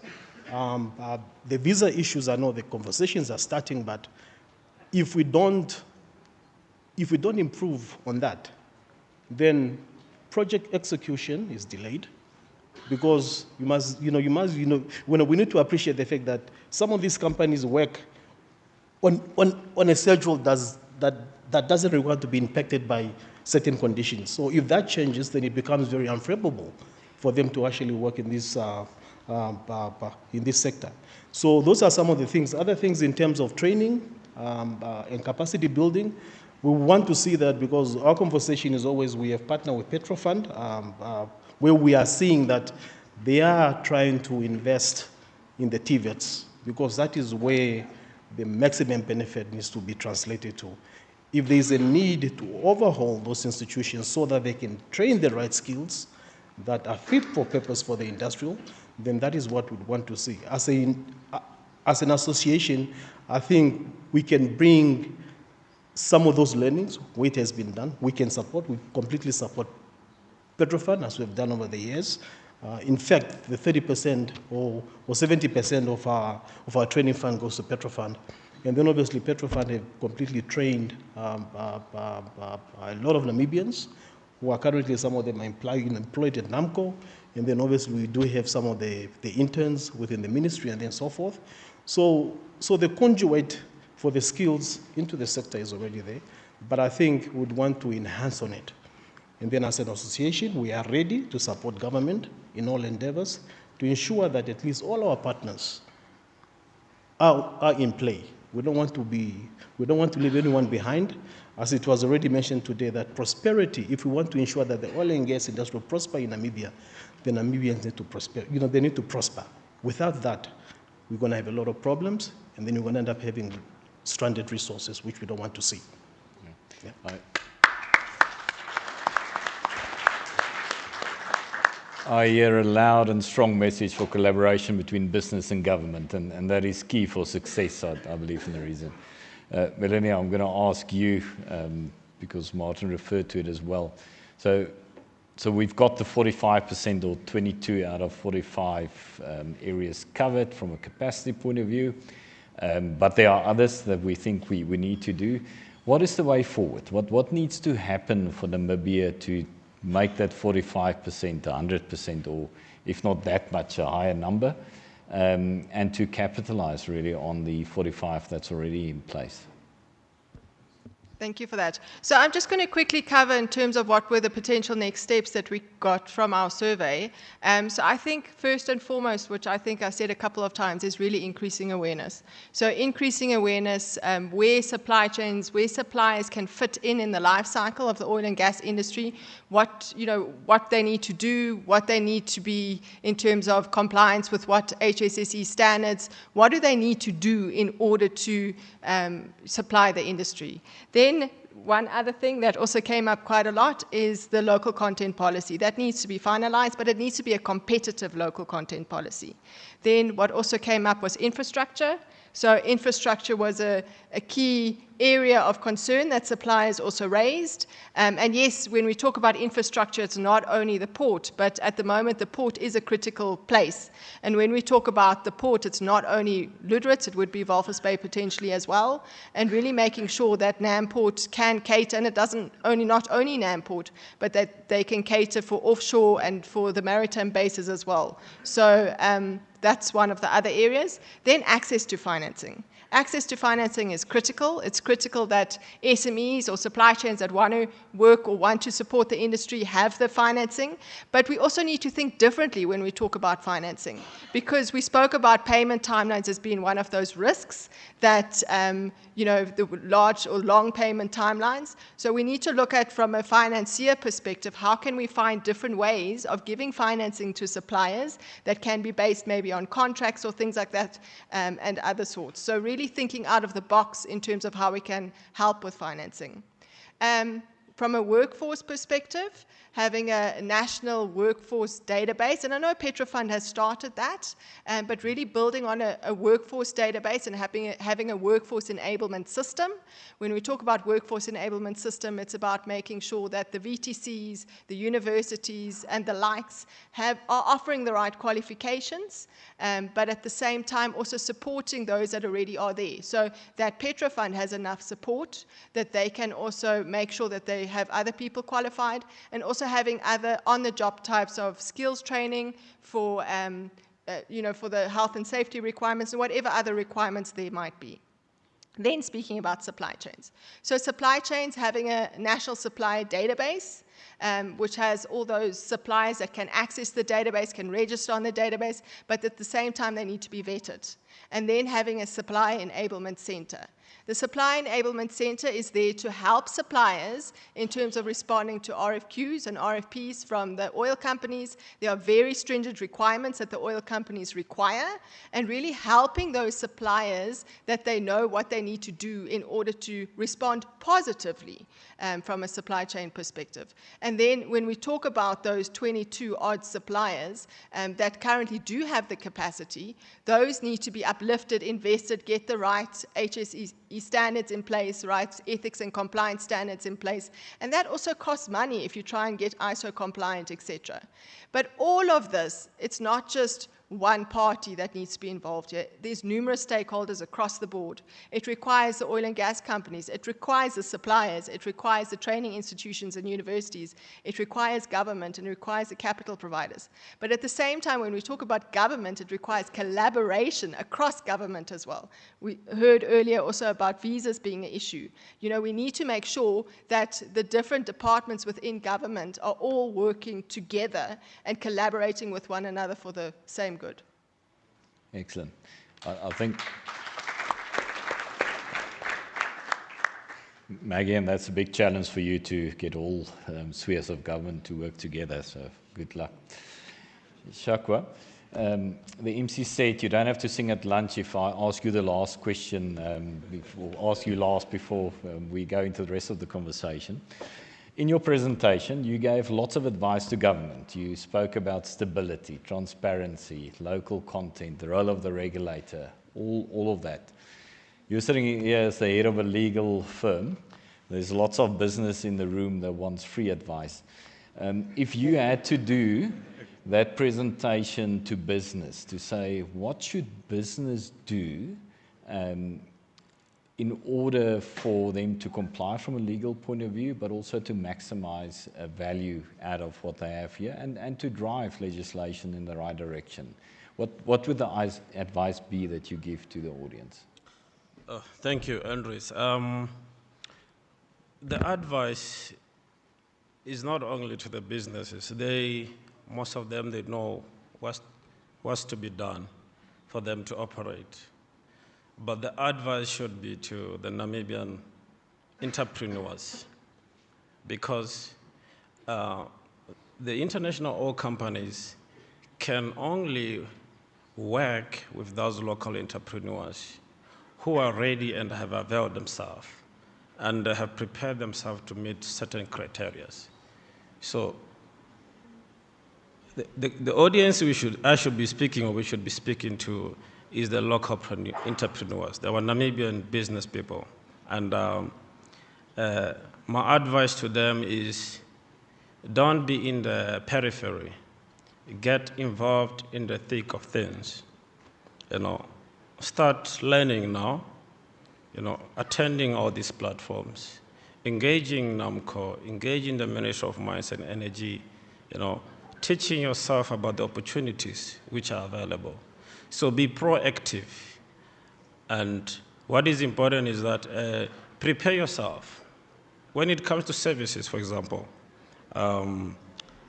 be it the construction, engineering, be it the real estate, accommodation, hotels, car rentals.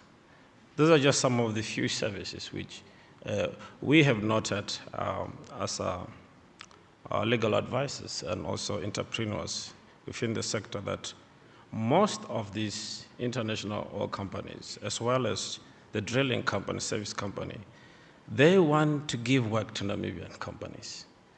Sometimes the challenge they have is that they are getting a few of them who are ready. And then most importantly also is that once the local entrepreneurs start getting involved, they need to, the industry requires a lot of certifications.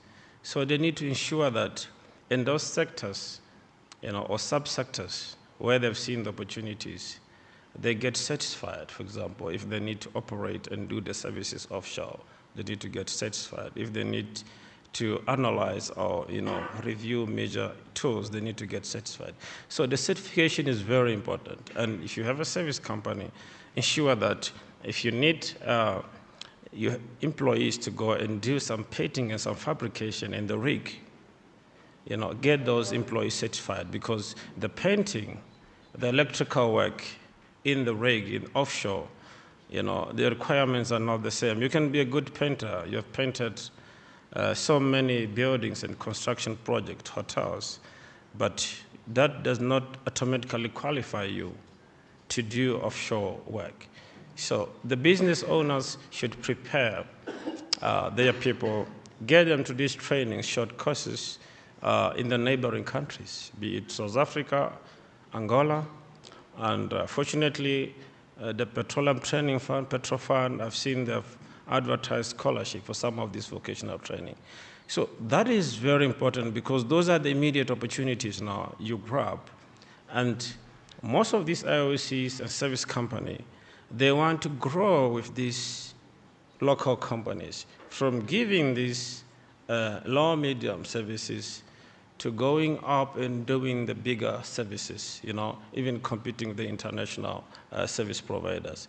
So they want to see that growth. And then it's all about trust in the industry, trust and deliverance. So if you can deliver as a local company, these IOCs, the service company, drilling companies will trust you. They start giving you the work.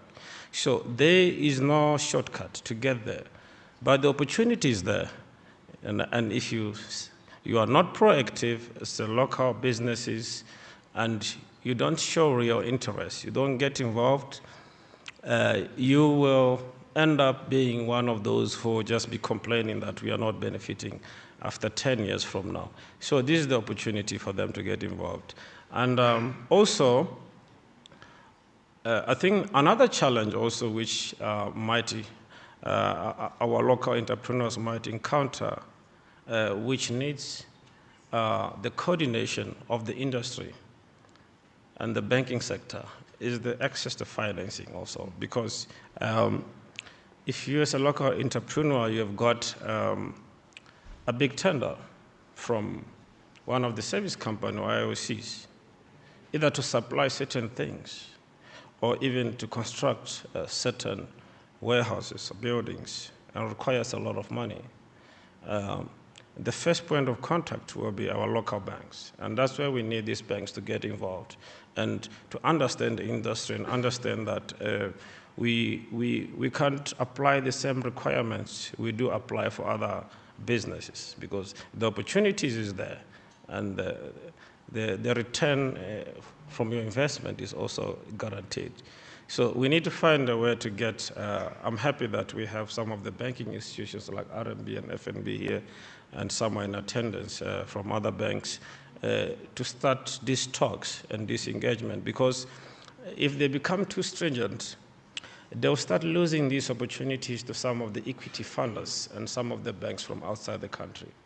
And at the end, they'll say they were not afforded the opportunity. But it's upon this banking institution to support the local content, the building of the local economy. Without the financing, we can't have our own Namibian champions. So we need, but that financing can be localized also, so that we all drive value from it. Yes, thank you. Thanks. You made a very good point that was made yesterday as well. And that's about understanding the requirements, whether you're the entrepreneur, but the banks mentioned it yesterday in the session as well, understanding the needs of the entrepreneur and the funding and how it sits in the full value chain. Adriano, I want to move to gas a little bit. Maggie touched on it, and I wanted to comment after you've spoken about. You've got an oil fund, but you've got the small gas problem on the side, which is also a fantastic opportunity. What is your view on gas strategy for Namibia and the way forward?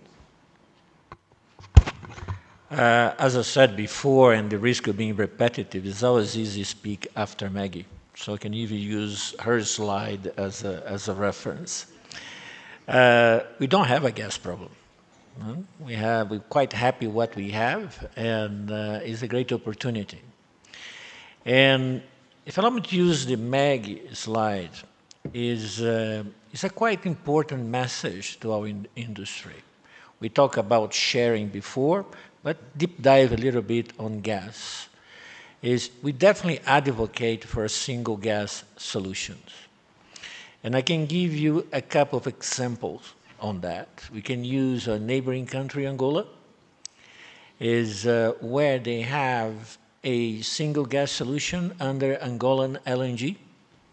Is a successful model where not only preventing flaring, reducing our carbon footprint, allow the companies to monetize their molecule in the most efficient manner by sharing a common infrastructure.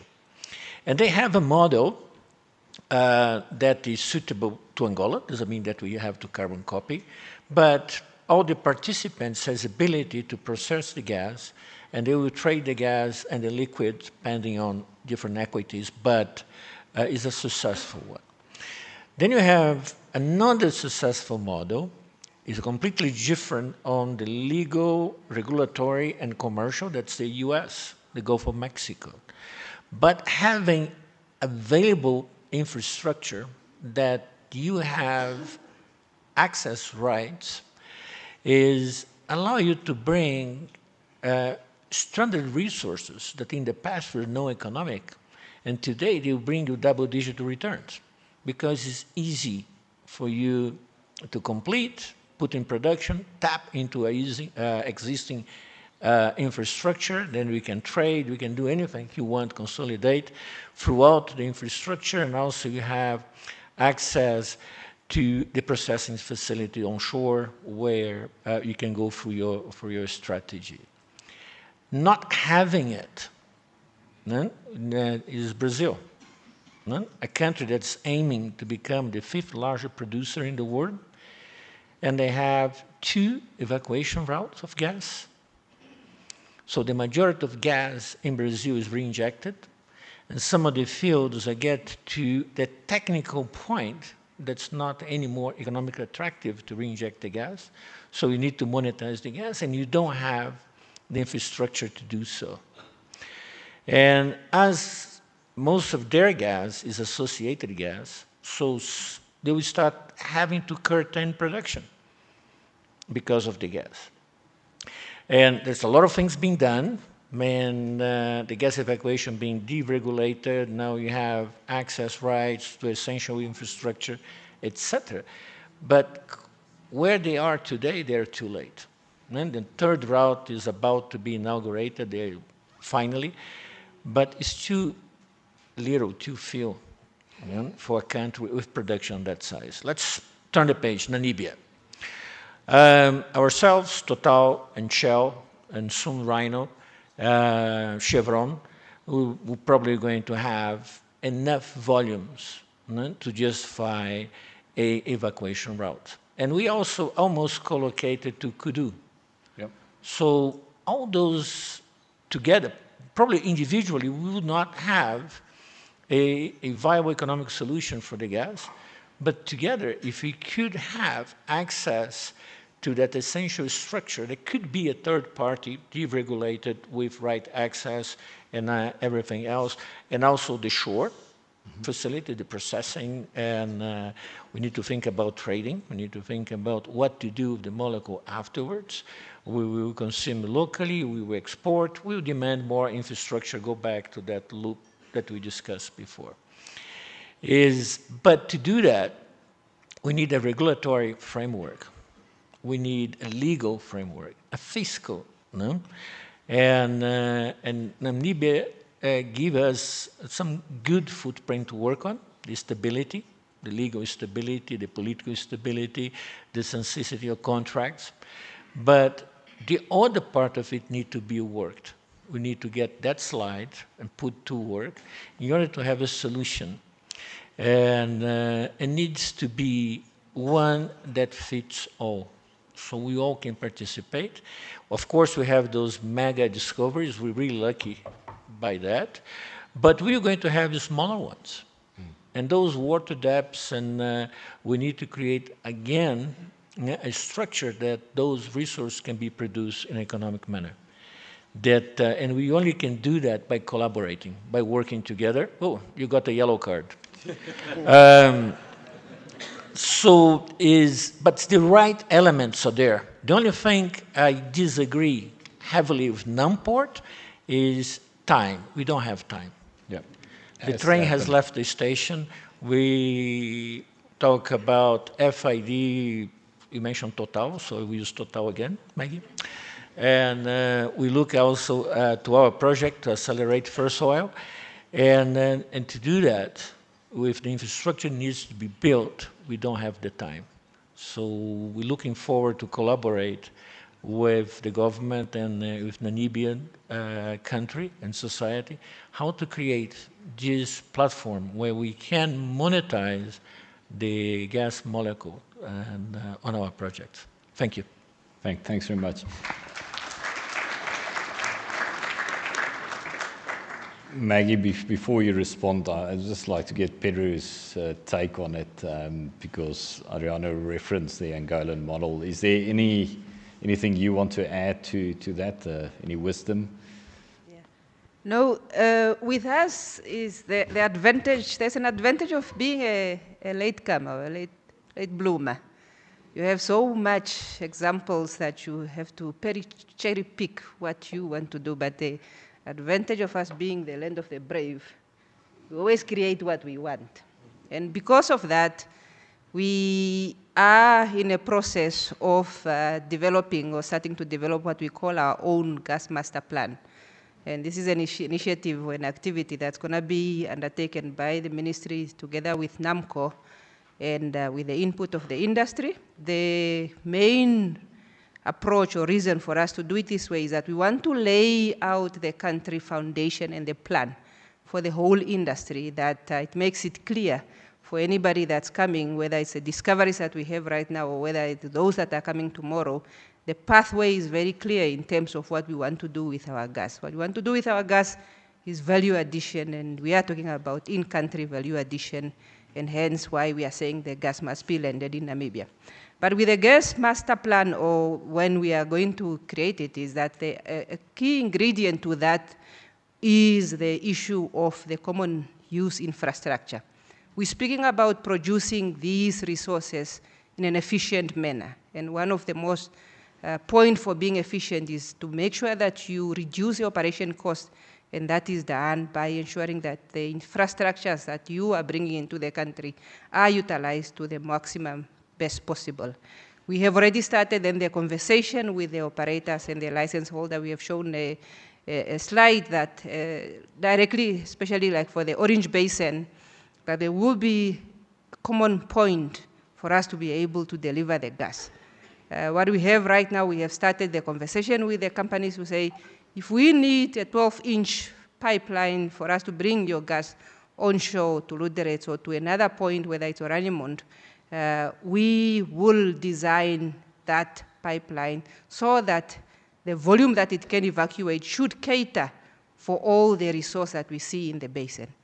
And the design and the lead and the ownership of this infrastructure should lies mainly within the state. NAMCOR will take a lead in terms of this, but we don't also exclude the opportunity or the fact, knowing that the private-public partnerships are an exciting ingredient in terms of us to be able to have this infrastructure to be built on time. As has been said by Adriano, that we don't have the luxury of time.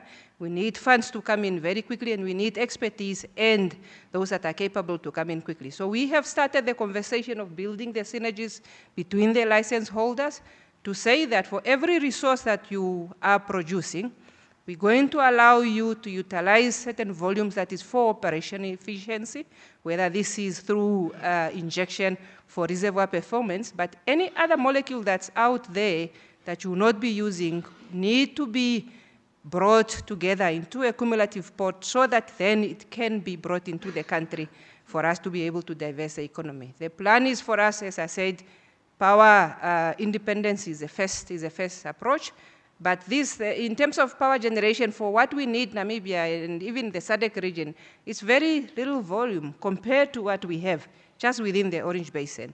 So we need to already start thinking about how best can we develop a petrochemical industry within Namibia, and then for Namibia to become a hub for also other gases that can come in, but we need to develop this sector.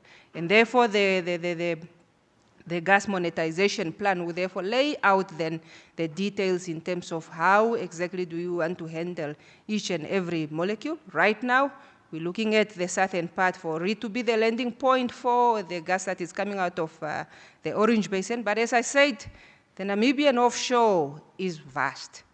We still have discoveries that are going to be made within the Luderitz, within the Walvis, and within the Namib Basin. And those who require or mandate for us to have other port or other points whereby this gas can be coming in, and hopefully we should be able to have opened up us in terms of being an industrialized nation for us and to produce the various products that can come out of this. But the main agenda in that strategy is value addition, and this is value addition in country. Excellent. And there's a small economy in South Africa that desperately need gas to power, so if you could figure that into that plan, please. I got the white card, not the yellow or the red one, but it does mean that we've got 5 minutes or so to wrap up before we get questions from the audience. So I'm going to ask the people who haven't had the second round of questions to just give me 2 minutes of wisdom that you want to leave with the audience before we get questions from the audience, and you can say so much more. Melanie, perhaps if I can start there and then work our way this way. Thank you. So all I want to say, I think it's an exciting time to be a Namibian in Namibia. And I think there is a lot that needs to be done, and our timeline is quite short. So at the end of the day, it's all about collaboration. We need to work together to make this work. And when we say we, it's everyone, from government down to everyone at the end of the day. And it's about us as individuals also making sure that we understand the industry better if we want to be part of it, and taking that initiative to really upskill ourselves to a certain degree as well. But first and foremost, it's exciting to be a Namibian. Pedro? Well, my mother used to tell me when I was younger than today that lucky is when the opportunity finds the readiness. And there is a lot of opportunity here in Namibia today with the discoveries and so on and so forth that we already know. But harnessing this potential will be critical to meet the domestic demand and also the region demand. In order for capitalize that potential, Namibia have to develop at least in 3 steps, integrated not only Namibia, but the region in the whole Africa. The first one will be the integrated regional infrastructure to get this potential and make this potential reality, wealth for the people, for the country, and for the continent. Collaboration in research and development is the second point. Because the regional collaboration will be enabler for this potential to come out of the ground and be a reality in terms of wealth and joint investment, because no one can do it. Oh, some of us can. But if you want to go far, go with somebody else. If you just want to go fast, go alone, right? So collaboration will be key for Namibia and for Namibians, but also for Africa and for the region. In conclusion, what I want to say is the future of energy in Namibia and the creation of energy value chain in Africa depends on collaboration. The way we will approach the opportunity, how we're going to transform the potential into reality. So our founding fathers like Mandela, Agostinho Neto, and Mr. Nujoma, they did their part. Now it's our part to seize the future that is in our hands. Thanks.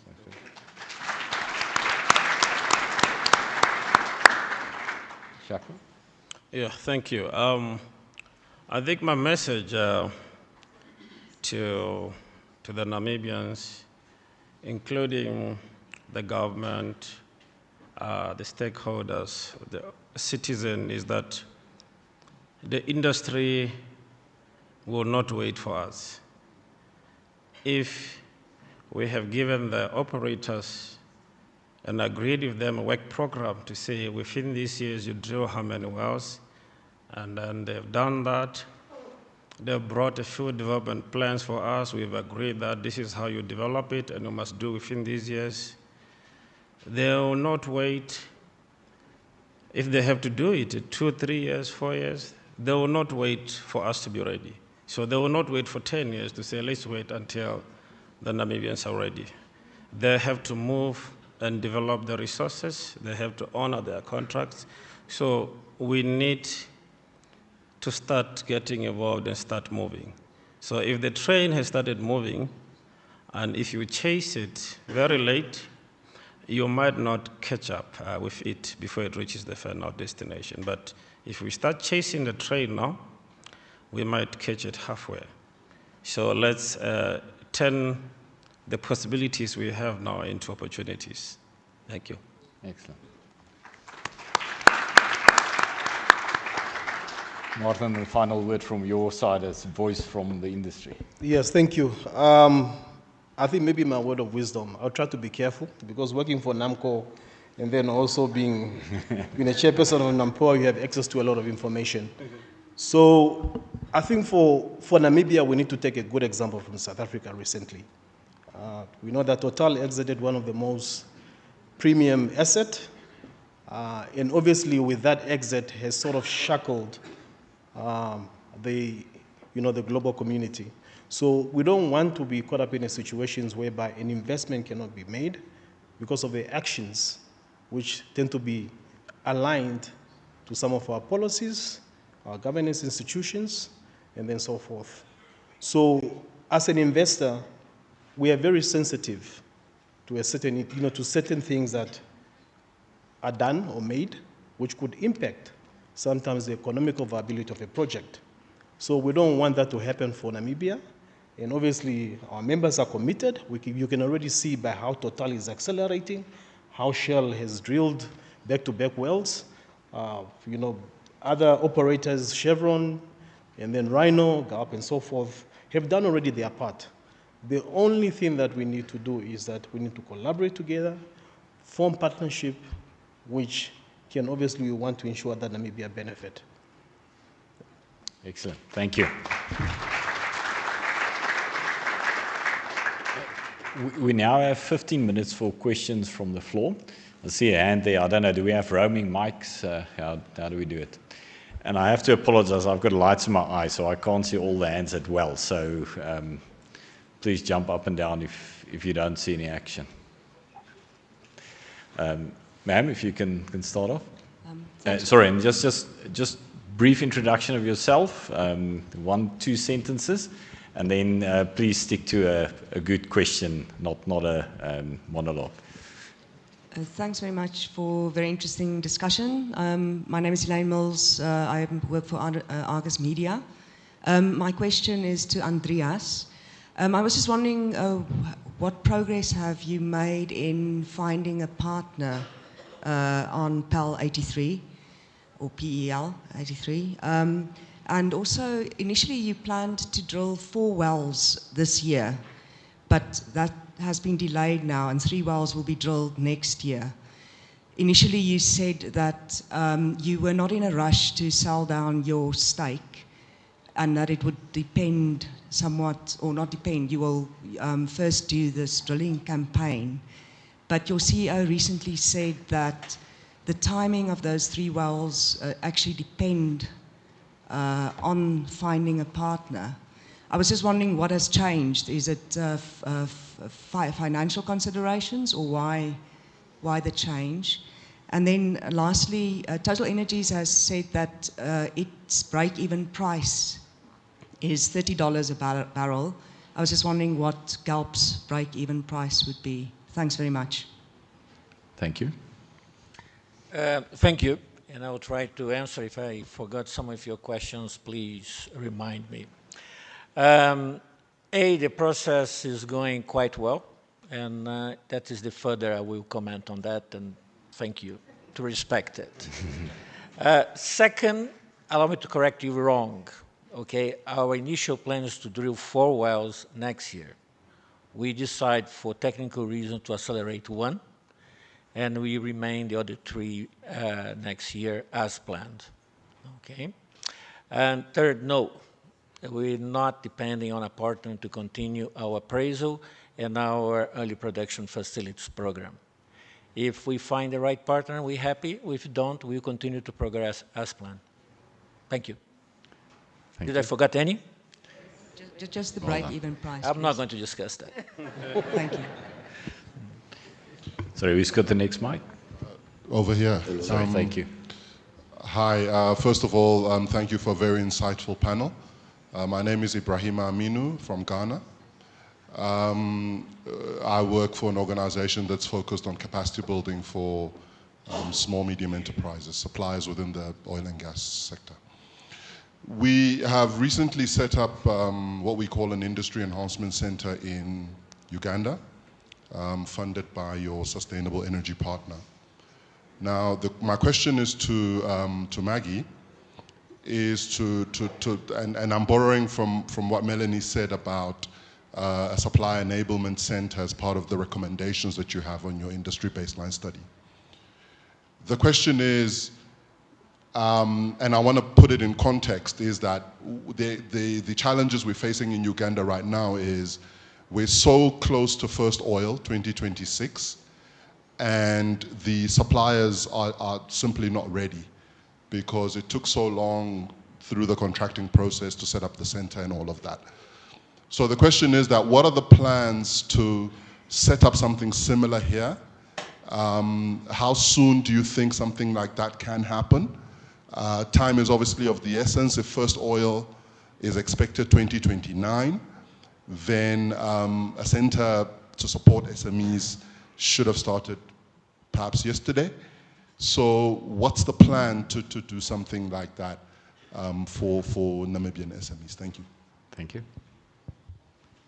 Thank you very much for the question. I think with us, earlier on, we have noted that as a country, as my brother has clearly said, if you want to go far,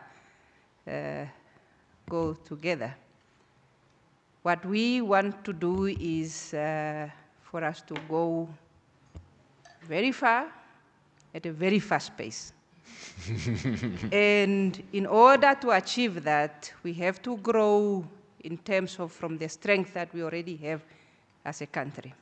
Earlier on right from the 1990s, when we started our legislative and framework to establish it, we have already built in an element of capacity building and also institution building. If you find now, the Petro Fund has been training for the industry even before we have made discoveries, and most of the people that are serving the industry have been homegrown through this fund. But what most people don't know is that through the Petro Fund, the organization is not only given the mandate to train and build the capacity, but it's also to build the institutions that are able to build this capacity. So through that, we acknowledge the fact that government alone cannot take on this initiative and sufficiently do it to build the capacity for the whole industry alone. So we open up to say that the public and the private sector need to come together and collaborate so that we can build some of these institutions that can then, an institution exactly like what you are describing, a center, can then be able to assist us so that in a short period of time, we can have some of these institutions up and running to be able to train. What we have been doing right now for vocational skills training, which is what is mostly needed for us then to be able to serve the sector, through the Petro Fund, we have been sending people out to Angola, to Indonesia, and having a collaboration with all the local VTC in terms of upgrading their program that they are offering so that they can also then include oil and gas courses. But we need private partnerships to come in and set up initiatives locally and be able then to take some of those examples that we have made for Uganda, for Ghana, to bring it to Namibia and then build that capacity. You are welcome to set up the institution here, and that is what we need, because only through that way we can then be able to roll out the training massively and the training campaign massively and be able to reach out to a large volume of Namibians so that we can be ready for this industry that has already started. Thank you. Next question. Okay, good afternoon. Thank you. My name is Neville Indongwe and I'm a law student.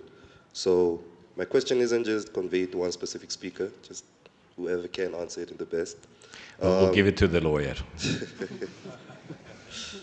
Okay, so in your opinion, do you think Namibia should make themselves a signatory to the ET, which is the Extractive Industry Transparency Initiative? And a follow-up question is, would it convey more economic benefits to Namibia if we become an OPEC member? Thank you. Okay. You said I should answer. Yes, thank you for the question. You're a very smart student. You already know about the Extractive Transparency Initiative. Eh? Well done, keep it up. So, the ETI, how do you abbreviate it? Extractive EITI, yes. It's a very good institution, or good platform, just to ensure that the resources accountability for the resources in the country is done well in terms of also making available the contracts which the IOCs have signed with the government, and then making them public. However, I must say that to be a member also, it also obviously comes at a cost. I can't remember the figure. And secondly, you have to, there's a need, it's not a decision which the government can just hastily take without also engaging the industry. Because those contracts you are going to, for example, to make available will include some of the companies which are investing heavily. So you need to bring them on board so that they'll be able to support you to be able to comply with the conditions of the ETI. They are very stringent conditions. And there are countries in the past who had joined, like the USA, and withdrew. And some of the reasons of withdrawal was that, most of the big operators, were concerned about just that breach of confidentiality. And then these are the big income earners which are bringing into the country to drive the GDP, which you need also to consider them that your partner. And there are many other examples of countries that have joined and left. And there are those countries who are not members, even after the USA left. You are not a member, but you can still comply with the principles, so that it's no more comparison on you, but you can still do it and say, I still have these principles. Some of the jurisdiction and countries, they already have the principles of transparency and accountability in place. And some of the jurisdiction, you can use existing legislations, whether it's legislation on disclosure of some of the information which you think should be disclosed to the public. Some of those legislations are being discussed in Namibia. So there is a whole lot of things to look at as a country. They need to evaluate a lot, that is from my perspective, and ensure that they can comply with the principles and the obligations fully, and ensure that there's support also from industry. So it's not a matter of you just immediately jumping in to join it because there are those echoes, but there's a lot of things to consider. Thank you. Thanks. The second part was value of becoming a member of OPEC. Pedro, anyone on the panel that want to answer that? Would you like to? Well, I'm not the right person to answer this question, but the reason why countries go into these organizations are the reason why they withdraw. So I think this question should be fair for Maggie or for the Honorable Deputy Minister, but we, as Angola country, we were already member of this organization. Today we are not, so yeah. There are reasons why. That's why I was asking you. I don't think we can give an answer to that question. It's as rightfully as you say, it's with the politicians, but with industry, working with them. It's kind of a decision that the country itself have to make, and it's not my friend here or myself, but normally the highest level of the country will have to handle that. Absolutely. Taking the interest of business in as well. Next, Mike. Hello. Good afternoon. My name is Vivian Ojo. I am Nigerian, so 100% Namibian, 100% Nigerian. I love both countries, have lived and worked in both countries. My background is in strategy consulting, so I've worked at McKinsey & Company for a number of years. And I think seeing sort of the two narratives and the two stories, discovering oil a lot earlier in Nigeria, and then here we are sort of later comers, but also have some good opportunities. One of the things that I've noticed is that there's quite a number of places and areas we can play. And what I am inspired by, while I'm inspired by that, right, and energized by the number of connections, my question, I think, is to the Commissioner. Do we have a sense of what part of the value chain we want to play in first? Do we have a sense of our unique selling point as a nation, and I'm talking about Namibia, and can you intimate a little bit more? I mean, you talked a little bit about the gas master plan. Can you intimate a little bit more on where we intend to start? What are the priorities? Thank you. Thanks. No, thank you. I think in terms of where do we want to play, it's without a doubt throughout the full value chain. That is our position as a country. But we know and are aware of our capability and ability, and also are aware that the industry is highly specialized and that it requires expertise and specialized skills that we, in some areas, do not have. With that being said, we are working on leveraging what we already know. Namibia is a country that has been involved in mining for the past 100 years. And in terms of the offshore environment, Namibia has been fishing for how many years? Many, many years. So these capabilities that we have are what we are leveraging in terms of growing them so that they can then be able, because that provides us with a platform to be able to close that gap within a short period of time to offer that service to the oil industry.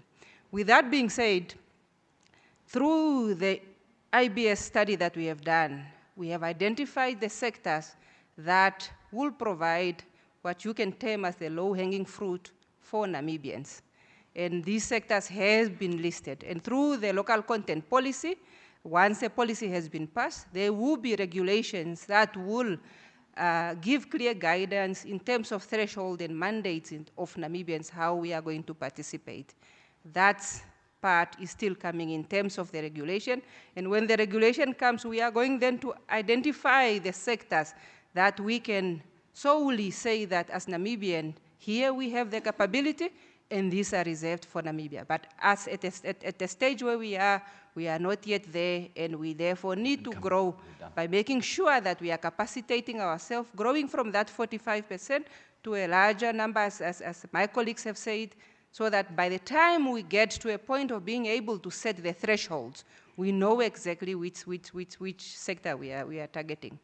In terms of the offering as a nation, I think that has been said in many platforms or many of the presentations that have been here before.